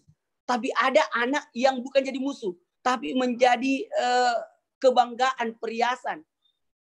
Yang ada anak yang berupa ujian buatmu karena jadi ujian. Tapi anak yang kita harapkan menjadi penyejuk hati orang tuanya, mata hati orang tuanya. Itu yang disebutkan. Yang inilah yang kita harapkan. Anak kita nanti akan, tadi yang pertama, dikabulkan doa, ditambahkan umurnya, diangkat derajatnya. Anak yang menjaga nama baik orang tua. Harum nama orang tua. Disebabkan, kalau ada anak azan di masjid, berkata orang, anaknya siapa itu? Anaknya siapa? Jadi yang harum namanya orang tuanya. Itulah hebatnya kalau punya anak yang luar biasa. Anak soleh. Yang kelima, anak soleh itu bisa menasihati orang tuanya. Menjadi pengingat. Kadangkala anak-anak yang soleh itu bertanya, kok mama nggak baca doa? Kok mama langsung tidur? Kok langsung makan? Kok keluar rumah tidak baca doa? Anak ini calon anak, ini anak soleh ini. Anak soleh ini. Itu luar biasa. Apalagi kalau sudah anak sudah sampaikan hadis. La takdab walakal jannah. Hebat. Orang tua lagi marah. La takdab walakal jannah. Jangan marah kok begitu. Itu luar biasa. Coba kita lihat anak-anak itu. Apakah anak sudah menjadi penasihat buat kita? Oh, itu ciri anak saleh itu. Apalagi kalau bisa anak itu mendapatkan kemuliaan yang keenam. Tadi juga orang tua mendapatkan pujian dari orang-orang di sekitarnya disebabkan karena anaknya. Kalau tadi nama baik, nama orang tuanya akan harum. Tapi ini dapat pujian. Nah, pujian itu banyak. Termasuk para bidadari, para malaikat, penduduk langit, penduduk bumi memberikan pujian. Yang ketujuh, anak soleh itu akan meringankan beban orang tuanya. Nah, ada orang tua tidak punya rumah, tapi anaknya yang beliin rumah orang tuanya. Ada orang tua tidak naik haji, tapi anaknya yang menyebabkan dia naik haji orang tuanya. Ada orang tua tidak pernah naik mobil, tapi anaknya yang menyebabkan dia naik mobil. Kebetulan anaknya supir angkot.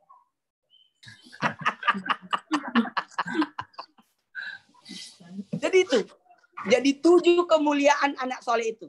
Nah, sekarang ada nggak cara supaya jadi anak soleh? Ya, saya berikan amalan supaya anak kita jadi anak soleh.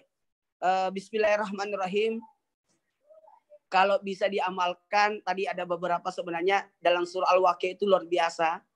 Kalau bisa, ini rata-rata saya salut ini, Mas Ipo. Ini saya lihat jamaah pada mencatat semua. Bagus. Iya. Siap.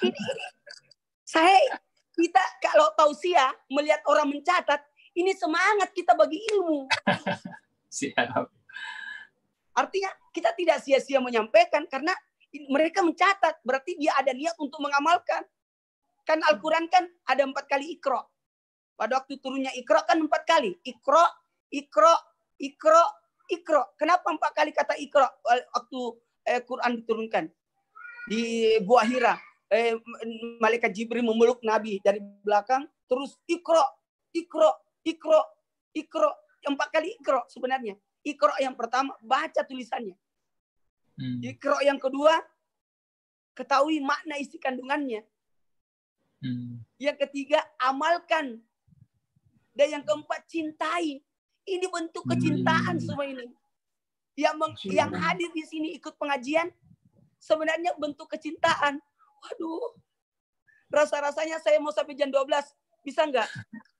Siap. Mudah-mudahan jamaah masih kuat ya. Kalau kita mah penceramah nggak ada yang ngantuk. Karena lagi ceramah. Yang kan mendengarkan.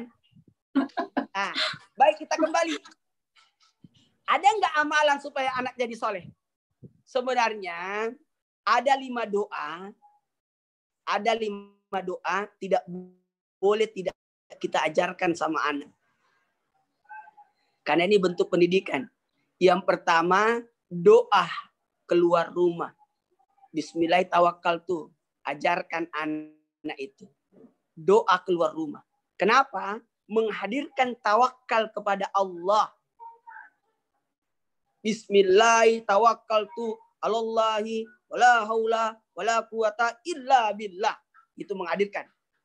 Tolong ajarkan 5 doa ini sama anak. Doa keluar rumah. Yang kedua, doa sebelum makan. Menghadirkan kehalalan. Jadi dia tidak akan berani makan tanpa minta izin.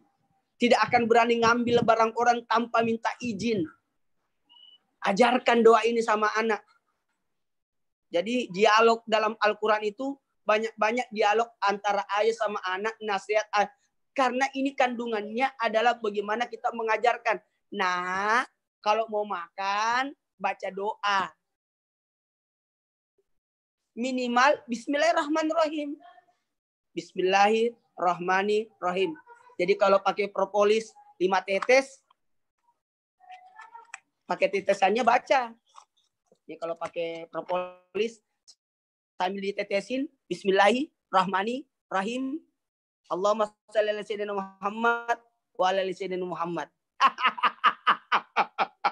Dengan izin Allah.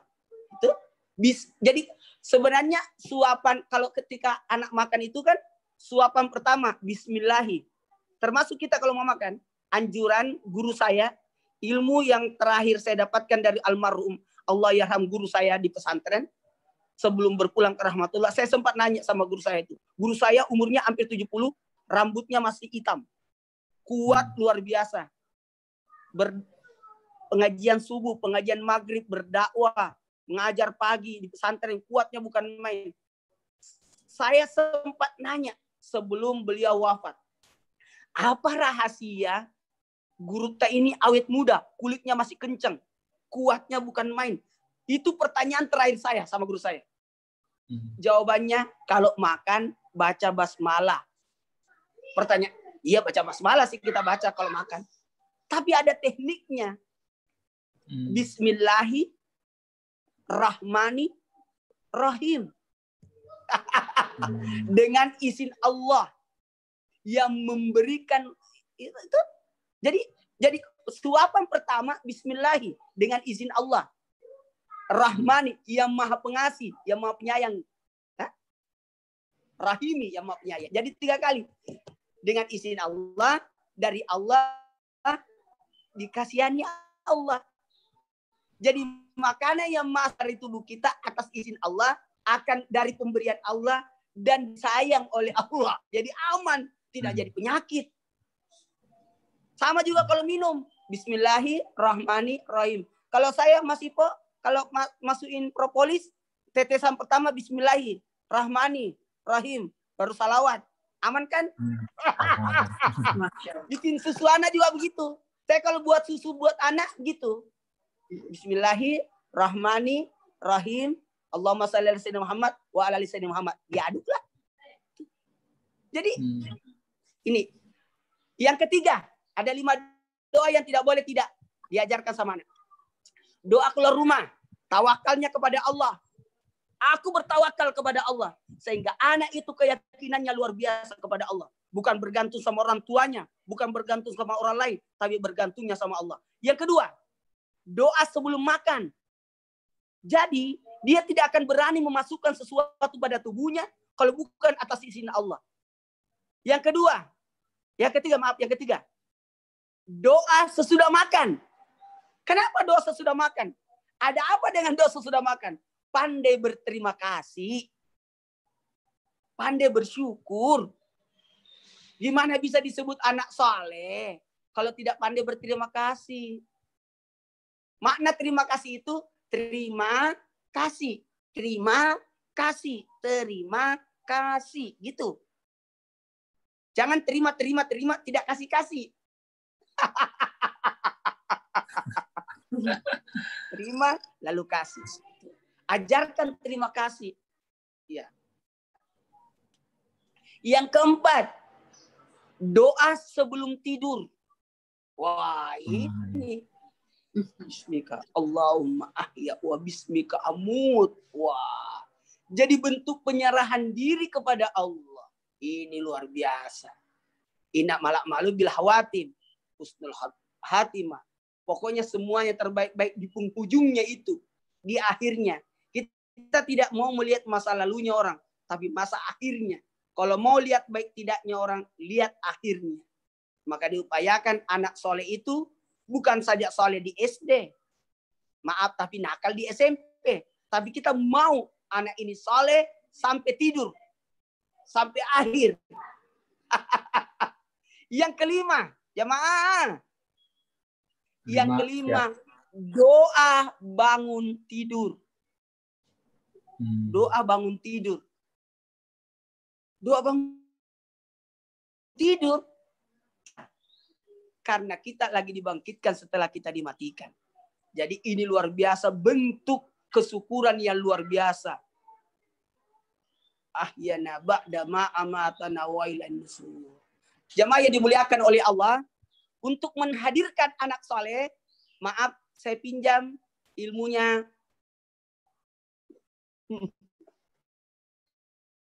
Maaf, ada ilmu yang harus kita ajarkan sama anak. Ini saya semangat karena rata-rata jamaahnya ini mencatat semua. Mas Hipo ya? Bisa masih kuat mencatat? Masih siap. Kuat? Oh iya, baik. Kita belajar dari 7 langit. Ada 7 langit. Kenapa Nabi, maaf, Nabi diibaratkan Nabi tidak membaca. Kenapa Nabi tidak membaca tapi hafal Quran? Datang wahyu langsung hafal. Begitu cerdasnya Nabi. Nabi tidak pernah berguru kepada siapa-siapa. Nabi tidak pernah membaca buku apapun. Kenapa? Untuk menjaga kemurnian Al-Quran. Bahwa Al-Quran itu bukan contekan. Wahyu itu bukan contekan. Begitu cerdasnya Nabi, datang ayat langsung hafal. Datang ayat langsung hafal. Datang ayat langsung hafal. Begitu cerdasnya. Ternyata Nabi pernah mampir di 7 langit.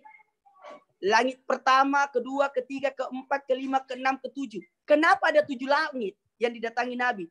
Dan di setiap langit ini berjumpa dengan 7 nabi. Nabi Adam, Nabi Nuh, kemudian Nabi Adam, Nabi Nuh, kemudian Nabi Yusuf yang ganteng. Mudah-mudahan ridho ya. Yang keempat, Nabi Isa di langit keempat. Kemudian Nabi Sulaiman di langit kelima. Kemudian Nabi Musa di langit keenam. Di langit ketujuh Nabi Ibrahim. Kenapa bertemu di langit pertama Nabi Adam? Kenapa Nabi harus bertemu Nabi Adam di langit pertama? Ternyata ada 7 ilmu yang harus diajarkan anak. Ada 7 ilmu yang harus diajarkan anak supaya jadi anak soleh. Ada apa dengan 7 ilmu ini? Kalau dia kuasai 7 ilmu ini, maka hebatlah. Yarfa'illahu allazina amanu minkum wal ladzina utul ilma darajat. Diangkat beberapa derajat karena ilmu. Ada 7 ilmu yang harus diajarkan kepada anak. Yang pertama, ilmunya Nabi Adam. Berarti Nabi itu S7. Kalau S1, SAG, Dr. Andes ya. S2, Master. Kalau S3, Profesor. S4, ya itulah. Nggak tahu S4 itu. S5, S6. Nabi S7. Wow. Langit pertama, Nabi Adam. Ada apa dengan Nabi Adam? Mau melahirkan anak soleh, hadirkan dengan ilmu Nabi Adam di langit pertama. Apa ilmu Nabi Adam? Nabi Adam adalah nenek kita, kakek kita, ya, nenek moyang. Kalau begitu, ajarkan anak kita ilmu nenek. Maksudnya apa Ustadz? Jangan jauhkan dari mertua kita. Jangan jauhkan dari neneknya. Anak yang tinggal sama neneknya pasti banyak duitnya. Anak yang sama neneknya itu pasti akan cerdas. Karena ilmu nenek diserap. Yang kedua, Nabi Nuh alaihissalam.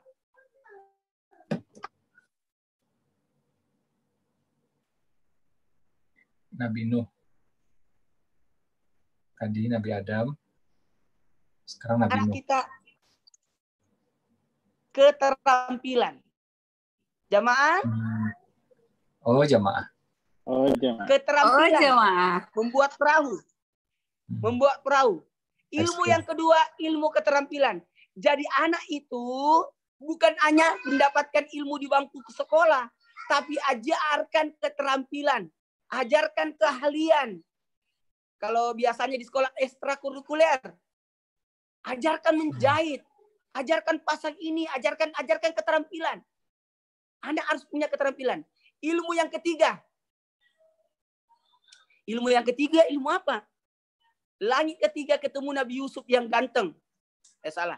Begini ya. Yang ganteng. Ada apa dengan Nabi Yusuf? Ternyata Nabi Yusuf memiliki ilmu apa? Perbendaharaan. Ilmu hitungan, matematika, perhitungan. Harus ada ilmu bisnis. Ilmu ekonomi. Ilmu hitungan, ilmu matematika. Harus dimiliki anak. Jadi ilmu orang tua, kakek neneknya. Ilmu keterampilan. Yang ketiga, ilmu hitungan, perbendaharaan. Yang keempat, untuk melahirkan anak saleh, hadirkan di langit keempat. Apa langit keempat? Ketemu Nabi Isa, ilmu kesehatan. Kesehatan. Ajarkan bagaimana dia mandi, buang hajat, bersih. Apalagi sekarang kan harus belajar bersih, cuci tangan terus orang. Nah, ini ajarkan kebersihan sama anak. Ilmu kesehatan itu mahal. Yang kelima, ini karena masih banyak yang mau saya sampaikan. Yang kelima, ilmu yang kelima, ajarkan ilmu di langit kelima.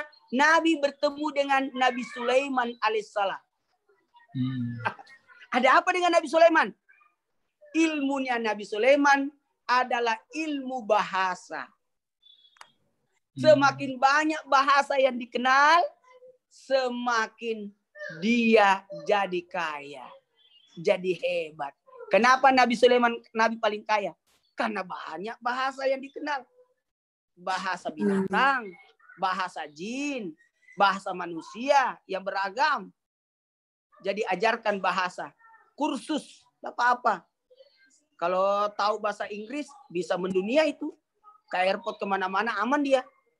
Kalau bisa bahasa Arab, enak pergi umroh. Diajak pergi umroh, enak. Bisa bahasa Arab. Kalau bisa bahasa Cina, Bugis, apalagi kalau Bugis ya. Bisa banyak berdagang dan sebagainya. Pokoknya perbanyak bahasa. Bahasa umi utamanya, bahasa keluarga. Itu umi. Bahasa umi, bahasa ibu kita. Bahasa kampung. Harus tahu bahasa Bugis, bahasa Makassar kalau orang Bugis ya. Jangan sampai kita dijual di kampung sendiri. Yang keenam. Ilmu yang keenam. Hadirkan anak kita supaya bisa menjadi anak yang belajar dari Nabi Musa. Apa ya? Ilmu strategi hidup. Nabi Musa itu strategi hidupnya luar biasa. Kebayang bisa menyelamatkan 12 suku. Sebenarnya laut yang dibelah Nabi Musa bukan terbelah dua. Terbelah 12. Jadi pakai dinding-dinding. Ada banyak dinding. Ada 12 dinding. Jadi setiap Bani Israel ada 12 suku. Satu suku lewat. jadi belahan-belahan lautan itu. Yang kita biasa lihat di TV itu, di film-film Nabi Musa, kalau digambarkan Moses, Nabi Musa, itu terbelah dua. Sebenarnya tidak, ada 12 belahan. Sesuai jumlah suku Bani Israel, ada 12 suku. Kemudian, langit ketujuh. Kita rekap dulu. Langit pertama Nabi Adam, ilmu nenek. Langit kedua Nabi Nuh, ilmu keterampilan.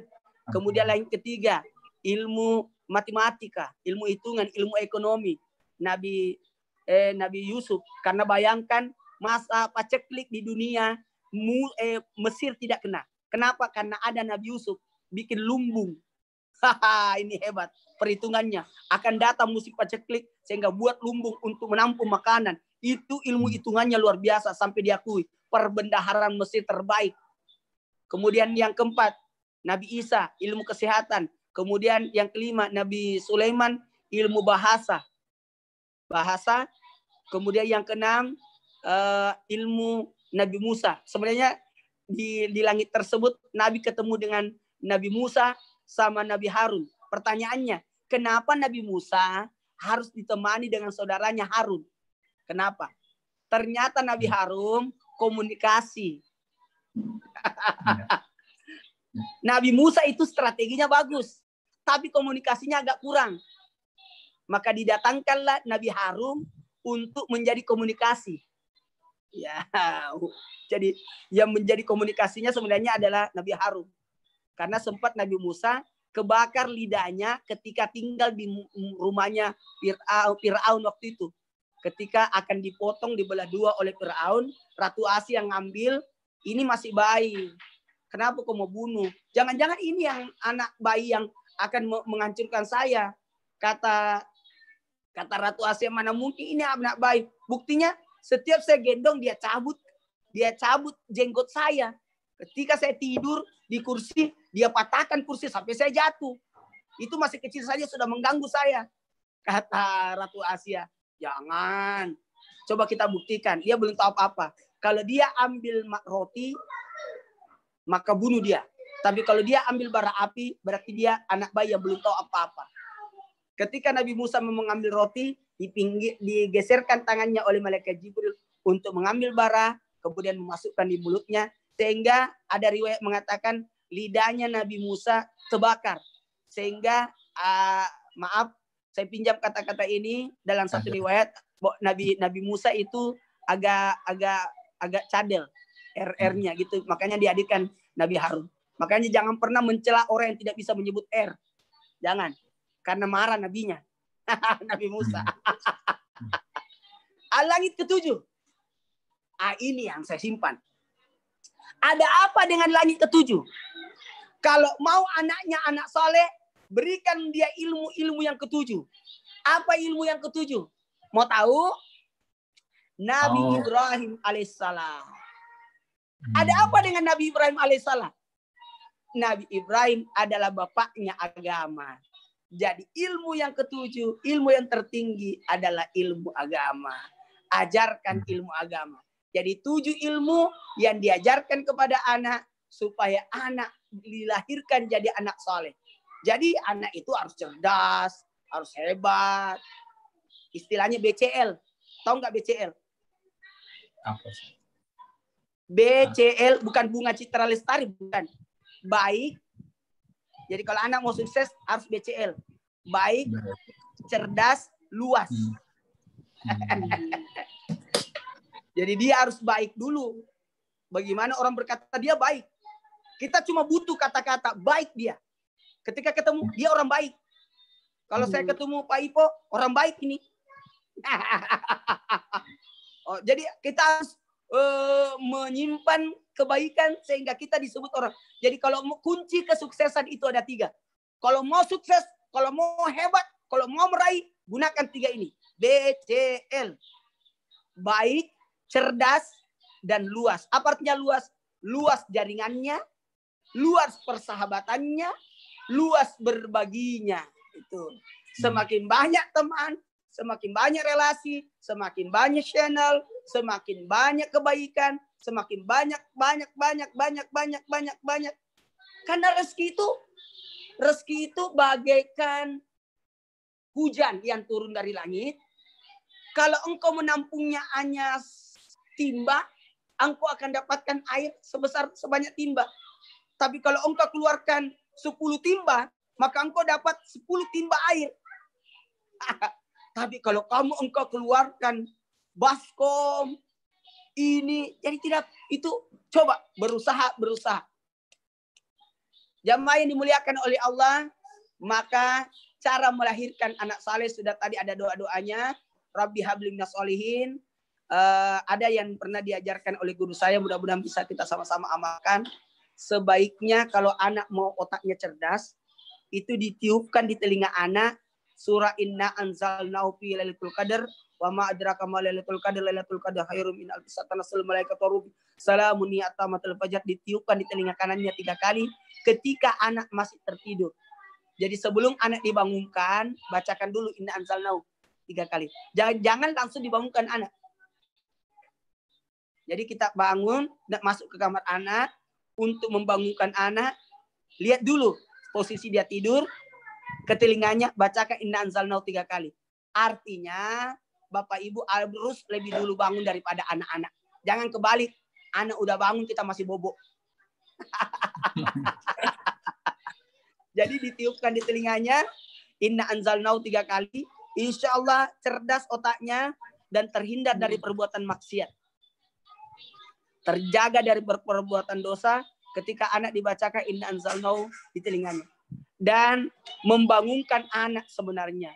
Intinya ketika kita membangunkan anak, jadi ini amalan-amalan ya. Kalau tadi ada ilmunya, sudah tadi ada doanya. Kalau ini amalan-amalan supaya anak jadi soleh. Mohon izin ibu-ibu yang menyuapi anak, tidak boleh kuku orang tua itu panjang. Tidak boleh. Nasihat dari orang tua kita, itu kuku yang panjang, itu ada kuman di dalamnya, ada kotoran. Jadi ketika ibu membuat masakan, makanan, ikut kotoran-kotoran jari-jari ibu masuk ke dalamnya. Lalu itu yang disuapkan kepada anak. Anak itu harus makan sesuatu yang bersih. Jadi kalau mau jadi anak soleh, hadirkan kesolehan itu dalam bentuk makanannya. Atas makanan apa yang dimakannya.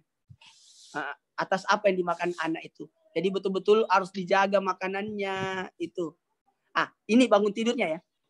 Kalau mau anaknya selamat, dari bangun tidur sampai tidur kembali, anak itu dibangunkan bukan dibikin kaget.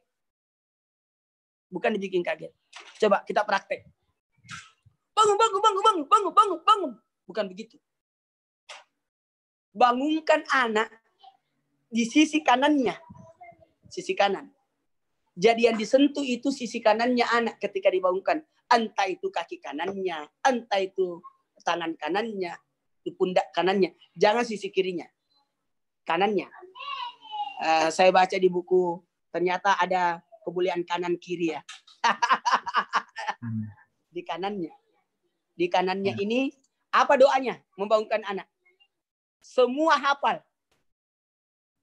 Semua hafal. Ini buku seri otak kanan ya. Jadi sisi kanan. Bacakan ini. Doa membangunkan anak. Semua pasti hafal. Kalau doa saya itu pendek-pendek semua. Mudah dihafal, mudah diamalkan. Doanya adalah Assalamualaikum anakku, bangun. Jadi Assalamualaikum. Kalimat yang pertama didengar anak ketika bangun adalah Assalamualaikum. Assalamualaikum anakku, bangun. Keselamatan atasmu. Jadi anak bangun dengan ucapan keselamatan. Bangun. Kaget dia. Kaget. Panik. Jadi dibangunkan dalam keadaan kepanikan.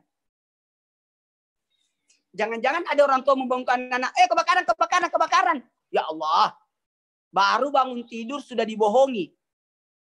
Kasihan itu anak. Jadi ada baiknya kalimat yang pertama didengar anak adalah Assalamualaikum, keselamatan atasmu. Jadi anak itu akan selamat dari bangun tidur sampai tidur kembali. Ini kesempatan buat kita ini. Ya masih anaknya kecil-kecil, yang masih membangunkan anak. Kalau kumisan sudah susah dibangunkan. Karena kita sudah bangunkan, dia sudah bangun duluan. Soalnya dia begadang atau belum tidur. Jamaah yang dimuliakan oleh Allah, terima kasih banyak. Saya masih banyak paparan. Kalau masih ada waktu ya, karena ini sudah hampir jam 11. Masih bisa kah? Siap, Ustaz. Siap. Lanjut. Ya.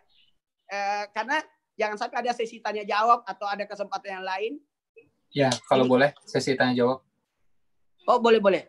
Sebenarnya ada beberapa masih ada sih yang saya mau sampaikan, tapi tidak apa-apa. Menangani anak yang nakal. Siap. Menangani anak itu menuntun,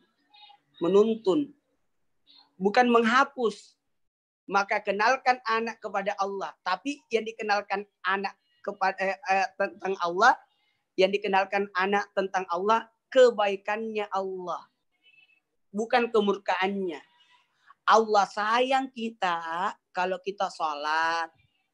Allah sayang kita kalau kita soleh. Allah sayang kita kalau kita makannya tidak tumpah-tumpah. Allah sayang kita kalau kita tidak bohong.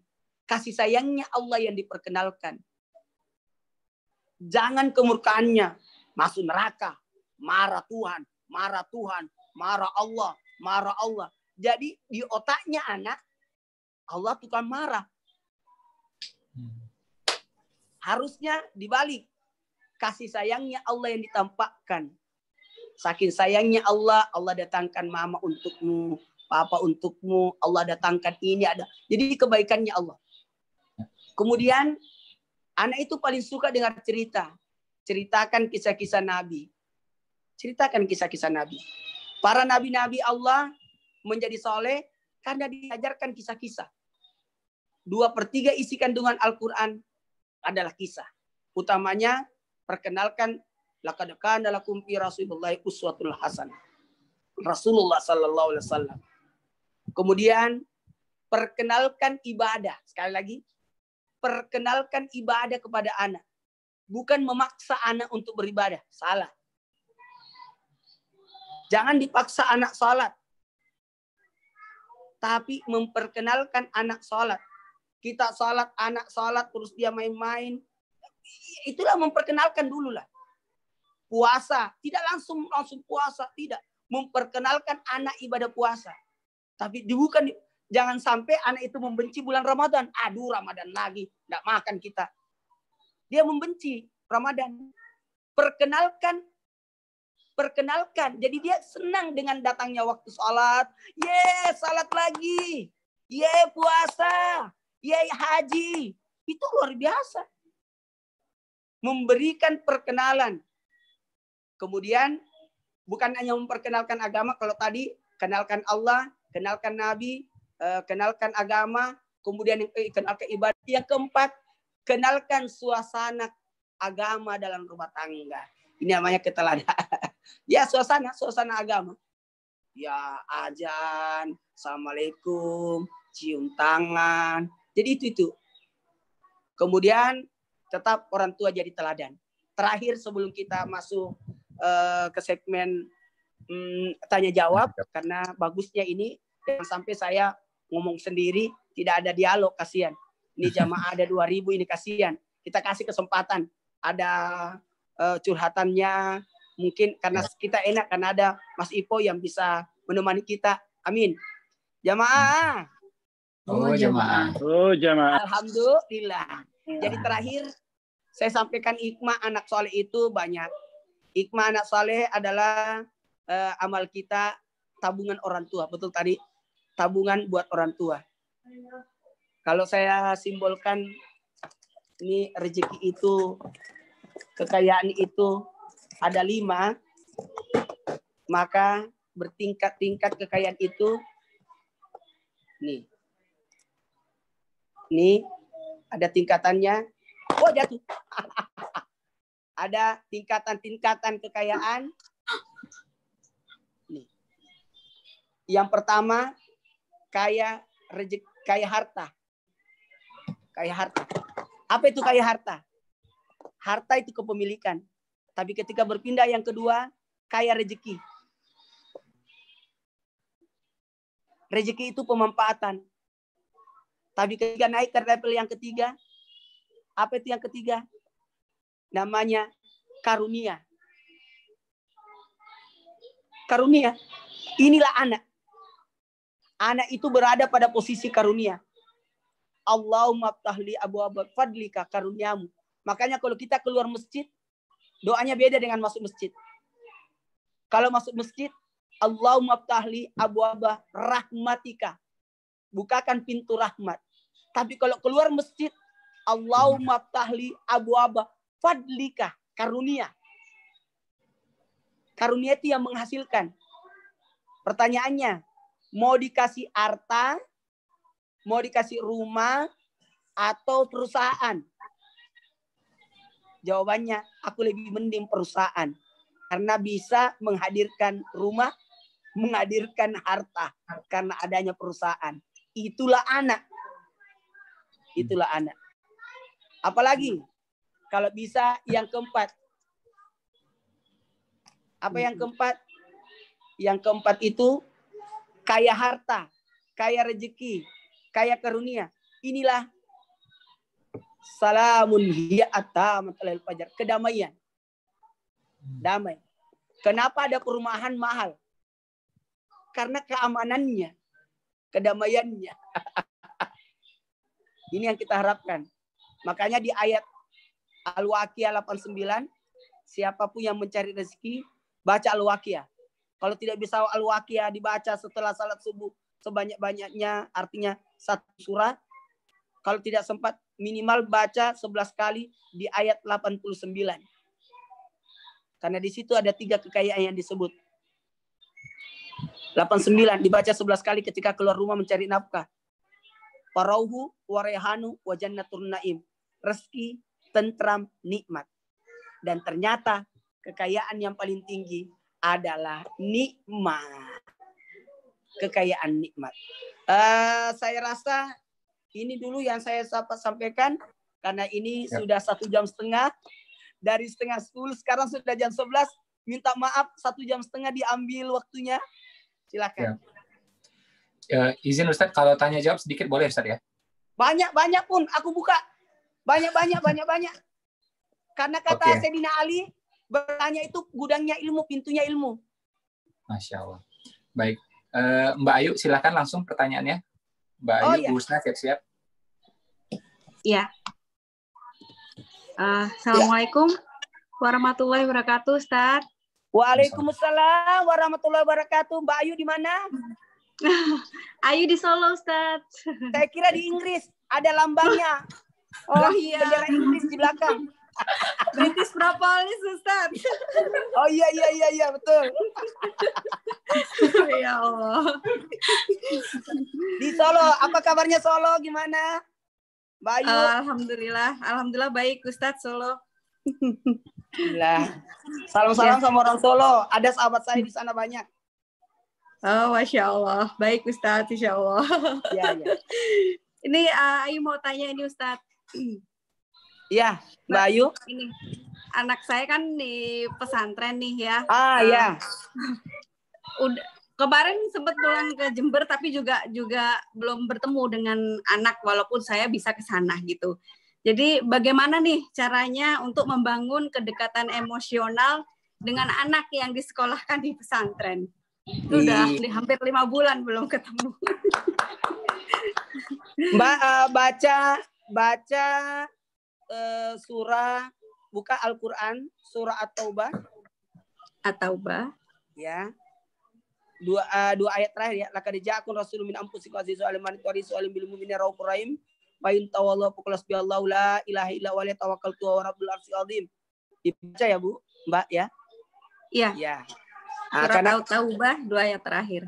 2 ayat terakhir. Nah, itu dibacakan setiap salat. Dan kalau nanti jumpa sama anak, nih kalau jumpa sama anak, aduh jadi terharu. Jadi sosok orang tua yang berdoa dekat anaknya dengan doa yang dibesarkan, itu bentuk kecintaan. Itu bentuk kecintaan. Dan nanti kalau ketemu anak, selain karena ini sudah 5 bulan tidak ketemu, jadi ini saya langsung ingat doa ini, surah At-Taubah ayat terakhir ini, supaya anak kerasan di sana, sehat di sana, terjaga di sana. Ya Mbak ya. Nanti kalau ketemu, ada lagi supaya anak itu betah, sabar, surah Ali Imran ayat 200. Surah Ali Imran ayat 200. Ya ayyuhallazina amanu sabiru wasabiru warabitu wattaqullaha la'allakum tuflihun. Dibacakan kepada anak ketika memandang wajahnya. Memandang wajah anak. Bacakan surah Ali Imran ayat 200. Supaya anak itu sabar, anak itu telaten, anak itu kuat, anak itu soleh, itu yang dibacakan. Ya. Ya begitu ya Mbak Ayu. Supaya bisa memberi kesempatan yang lain juga. Untuk terima kasih. Iya. Salam buat anaknya yang di pesantren. Beritahukan semangat ya. Siap. Kemudian berikutnya Bu Husna. Bu Husna dari Makassar. Alhamdulillah. Ya Allah Ibu Husna. Di mana di Makassar? Saya tinggalnya di Urip Sumoharjo, Ustaz. Dekat dengan rumah. Makassar, masih zona merah atau zona hitam? Masih zona merah, alhamdulillah. Waduh, susah ini aku pulang ke Makassar ini. Ya. Oke. Ya. Ustadz, saya mau bertanya Ustadz. Iya, apa itu? Saya kan punya anak usianya 10 tahun Ustadz. Itu bagaimana? Bagaimana menumbuhkan nilai-nilai tauhidnya ke dia Ustadz? Ya. Gini, kalau kan anak itu kan Sayyidina Ali mengibaratkan anak itu ada 3 fase kan? Iya. Masih ingat 3 fase ini? Atau pernah dengar 3 fase ini? Fase 1 sampai 7, 7 sampai 14, 14 ke 21. Ya. 1 sampai 7 itu masa raja dan ratu. Di mana anak itu bagikan raja dan ratu, itu 1 sampai 7 tuh. Anak raja. Tapi ketika di usia 7 sampai 14, jadikan tawanan. Tawanan itu kedisiplinan. Jadi di usia 7 tahun sampai 14 tahun itu dibuatkan jadwal-jadwal buat anak. Jadwal-jadwal buat anak. Nah, gitu. Ini jadwal ini, ini jam tidurnya jam sekian, ada jadwal salat. Kalau perlu dia tahu jadwal salat. Ya, tadi saya sudah sampaikan itu memperkenalkan akidah, mengetahui kan rukun ibadah kita kan ada 2. Rukun ibadah dalam perbuatan, rukun Islam, rukun ibadah dalam hati, namanya rukun iman. Rukun iman. Nah, itu. Jadi memperkenalkan itu juga semuanya. Apalagi kalau anak umur 10 tahun itu cerdas-cerdasnya itu. Kritis-kritisnya itu. Iya. Tapi ini persiapan nanti masuk, makanya kata Nabi di usia 10 tahun itu sudah bisa dihukum. Tapi hukuman hanya memperkenalkan bahwa yang dilakukan itu salah. Tapi bukan untuk mencederai, apalagi membuat dia cacat, apalagi membekas. Tidak boleh. Makanya memukul anak itu, ini harus simbolkan memukul bagaikan ada buku atau kitab yang dipegang. Sekali lagi, dijepit. Kemudian lalu tangan yang memukul. Begini. Jadi tidak akan mungkin terjadi rasa sakit. Hanya sekedar memberitahukan bahwa yang dilakukannya itu adalah salah. Itu. Kemudian yang dipukulnya haram memukul bagian atas. Tidak boleh memukul bagian depan. Jadi atas tidak boleh, bagian depan tidak boleh. Haram di atas, tidak boleh di depan. Jadi yang mana yang dipukul? Bagian belakangnya. Bagian mana? Cari yang paling empuk. Ya sudah tahulah. Jadi gitu untuk Bu Husna di Makassar ya. Kita kasih kesempatan. Terima kasih Ustaz. Terima kasih banyak. Salam sama orang Makassar. Rinduku ke Makassar. Minggu lalu kami undang Ustadz Dasat. Ah ya. Saudara Akhirnya saya tahu, saya dapat satu istilah dari sana. Beleng-beleng. Aduh ya Allah. Penanya berikutnya Ustadz dari Manado, Ustadz. Dari Manado. Wow, Masya Allah. Aduh, rica-ricanya enak banget. Silakan Bunda Jeti. Makanan ikannya itu luar biasa itu. Assalamualaikum. Dengan siapa di Manado? Bunda Jeti, silakan. Oh, Bunda Jeti. Assalamualaikum. Assalamualaikum. Waalaikumsalam warahmatullahi wabarakatuh. Wah, hebat, di rumah pakai protokol kesehatan.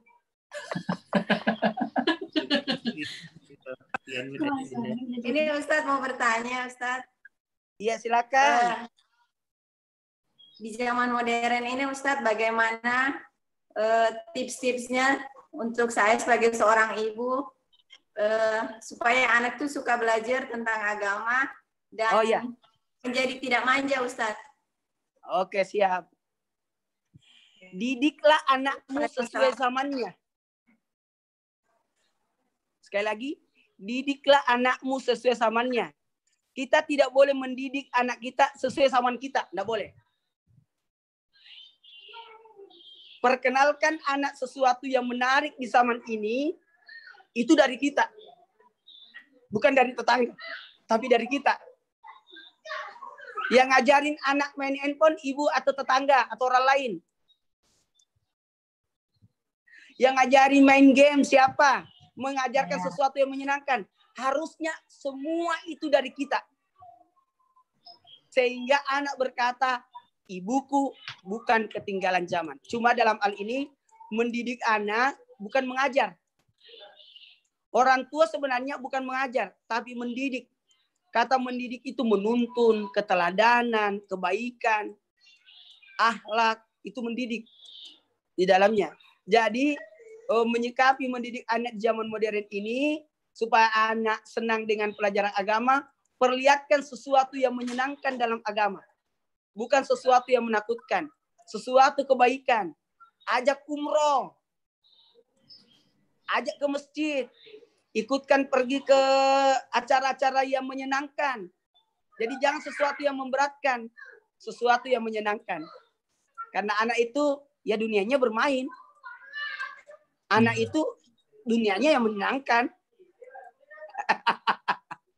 Iya. Oke ya. Ya, terakhir Ustadz, boleh dari Coach Dedi, beliau Chinese Mu'alaf. Marhaban. Dari Medan. Coach Dedi, udah siap? Oh, dari Medan. Ya. Silakan. Assalamualaikum Ustadz. Salam warahmatullahi wabarakatuh. Aku Saya panggil Dedi. siapa nih? Panggilan bagusnya, panggilan enaknya. Aku panggil apa? Dedi. Mas Dedi. Ya. Oh, ya. Ustadz, saya punya 2 anak nih. Ini anak paling besar 2 usia anak. 11. Usianya anak dulu. paling kecil ini usia 7, Ustadz. Jadi Yang pertama usia berapa tadi? Usia 11, Ustadz. Oh, 11 dan 7. Doakan juga. Yang 11 itu cowok atau cewek? Cowok, Ustadz. Cowok. Namanya siapa dong? Kalau mau tahu. Raven, Ustadz. Kenapa saya tanya namanya? Karena ada di situ. Yang kedua, yang cewek, Yang namanya kedua, siapa? Jasmine, Ustadz. Oh, Jasmine. Masya Allah, Putri Jasmine. Putri usia 7, Ustadz. Jadi ya, saya kan dari kecil nggak belajar agama, Ustadz. Ya. Termasuk anak yang inilah, yang kurang-kurang baik dulu. Ya. Ustadz, dari kecil gitu. Nah terus sekarang ini berusaha mendidik anak supaya lebih baik. Karena dulu saya termasuk yang belajar jahat itu dari lingkungan luar, Ustadz. Nah sekarang anak saya itu kedua ini saya homeschoolingkan, jadi lebih banyak memang saya dan istri yang mendidik. Ada kursusnya, kursus seperti lebih ke teknis gitu, Ustaz. Ada juga guru ngaji, saya antar ke guru ngajinya. Nah tapi di era pandemi saat ini lebih kurang hampir 5 bulan kami di rumah aja, Ustaz. Jadi ini di rumah aja anak-anak setiap hari bermain sama saya, mandi hujan, main guli, pokoknya saya udah kayak anak-anak gitu Ustaz. Tapi pertanyaannya pas saya ada kegiatan seperti ini, meeting, terus ada kerjaan, saya juga senang nulis. Biasanya paginya saya izinkan anak saya nonton kartun. Terus siangnya setelah belajar online, saya izinkan main PS, Ustaz. Nah, pertanyaan saya itu salah nggak? Saya mengizinkan anak saya seperti itu, tapi dalam konten masih saya kontrol, Ustaz. Itu aja, Ustaz. Makasih. Ya, makasih banyak. Sekali lagi, saya ucapkan selamat. Selamat kepada Mas Dedi menjadi ayah yang menyenangkan buat anak-anak. Saya juga punya anak 4. Kayaknya usia anak kita sama. 11, 9, 7, dan 5. Ya, ini usia-usia yang tadi ada kedisiplinan di dalam. Jadi usia anaknya Mas Dedi ini sudah 7 dan sama 11 itu masuk kategori harus dibuatkan jadwal. Tidak apa-apa, ada jadwal game, tidak apa-apa. Ada jadwal main handphone, tidak ada masalah. Sepanjang ada tetap jadwalnya itu, jadwal belajarnya. Jadi dia tahu jadwal salat. Yang penting jadwal salat, tidak boleh telat. Jadwal salat, ada jadwal ngaji, ada jadwal sekolah. Karena kasih juga. Tapi tidak dipungkiri, tidak apa-apa kalau ini kan didiklah anakmu sesuai zamannya. Ini zamannya seperti ini. Dikhawatirkan anak mencari kesenangan di luar dari kita. Kita dianggap sesuatu yang membahayakan buat mereka. Tidak. Kita justru menyalurkan, mengarahkan mereka sehingga dia tahu, oh ini jam ini jam ini, jam ini. Jadi apa yang dilakukan Mas Dedi bagus. Cuma lebih ditekankan karena usia anaknya Mas Dedi 7 sampai 11 ini masuk kategori usia anak dalam penjara. Dalam pengaturan. Jadi dibuatkan jadwal harusnya. Jadi jam tidur, jam 8 harus tidur. Usahakan jam 8 malam harus tidur. Kalau mereka tidur jam 8, pasti akan bangun subuh. Secara tidak langsung, mau tidak mau, dia pasti bangun salat subuh. Tidak usah dibangunkan, dia bangun sendiri itu. Kalau dia tidur jam 8, 9, 10, 11, 12, 1, 2, 3, 4, udah cukup itu tidurnya 8 jam. Pasti dia terbangun. Tapi kalau anak sekarang lagi pandemi seperti ini, anak dibiarkan tidur jam 12, jangan harap dia bangun salat subuh. Salat duha pun lewat. Jadi Mas Dedi bagus. Cuma porsinya aja harus dijaga. Jangan sampai berlebih. Ya, gitu. Selamat ya. Salam buat Revan sama Jasmine.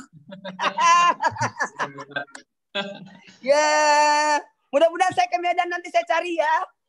Siap. Makasih. Iya, siap. Masya Allah, tabarakallah. Mungkin sebagai penutup boleh doa Ustaz buat kita semua. Baik, kita sama-sama mengangkat tangan kita berdoa. Bismillahirrahmanirrahim. Subhanallah, alhamdulillah, wala ilaha illallah, Allahu akbar. Allahumma salli ala sayyidina Muhammad wa ala ali sayyidina Muhammad. Allahu akbar, Allahu akbar, Allahu akbar, walillahil hamd. Subhanallah wa bihamdihi, subhanallahil azim, subhanallah wa bihamdihi, subhanallahil azim, subhanallah wa bihamdihi, subhanallahil azim. Bismillahirrahmanirrahim. La yadurru ma'asmihi syai'un wa la fis samai was samalim.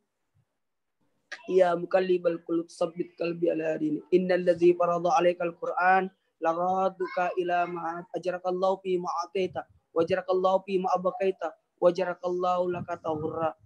Allahumma salli ala sayyidina Muhammad wa ala sayyidina Muhammad. Sama-sama kita baca ini, ikut semua sambil membayangkan wajah anak-anak kita. Sambil kita bayangkan wajah anak putra-putri kita. Ya ayyuhallazina amanu sabiru wasabiru warabitu wattaqullaha la'allakum tuflihun. Sekali lagi ikut semua baca di dalam hatinya. Rabbi habli minas solihin. Ikut semua. Rabbi habli minas solihin. Bayangkan wajah anak-anak kita. Sebutlah nama anak-anak kita dalam doa-doa kita. Jadikanlah anakku Munawwara, Munira, Munawwar, Masyitatun Naira. Sebut nama anak-anak kita dalam doa-doa kita. Jadikanlah anak-anakku anak yang saleh, Amin. Amin ya rabbal alamin. Terima kasih. Ini yang dapat saya sampaikan. Wallahu a'lam bishawab. Assalamualaikum warahmatullahi wabarakatuh. Waalaikumsalam warahmatullahi wabarakatuh. Waalaikumsalam warahmatullahi wabarakatuh, Ustaz. Mudah-mudahan Ustaz nggak kapok ya sama kita ya. Nggak, aku senang. Aduh, ini 2.000 orang. Ya Allah, saya tidak usah kemana-mana. Sudah di Makassar, sudah di Manado, sudah di Medan, sudah di Solo, sudah di mana-mana. Senang saya. Masya Allah. Terima kasih Ustaz. Terima kasih kepada Ustaz Maulana. Terima kasih Pak Ustaz Maulana. Peluk dari jauh Ustaz. Terima kasih Ustaz. Menyimak.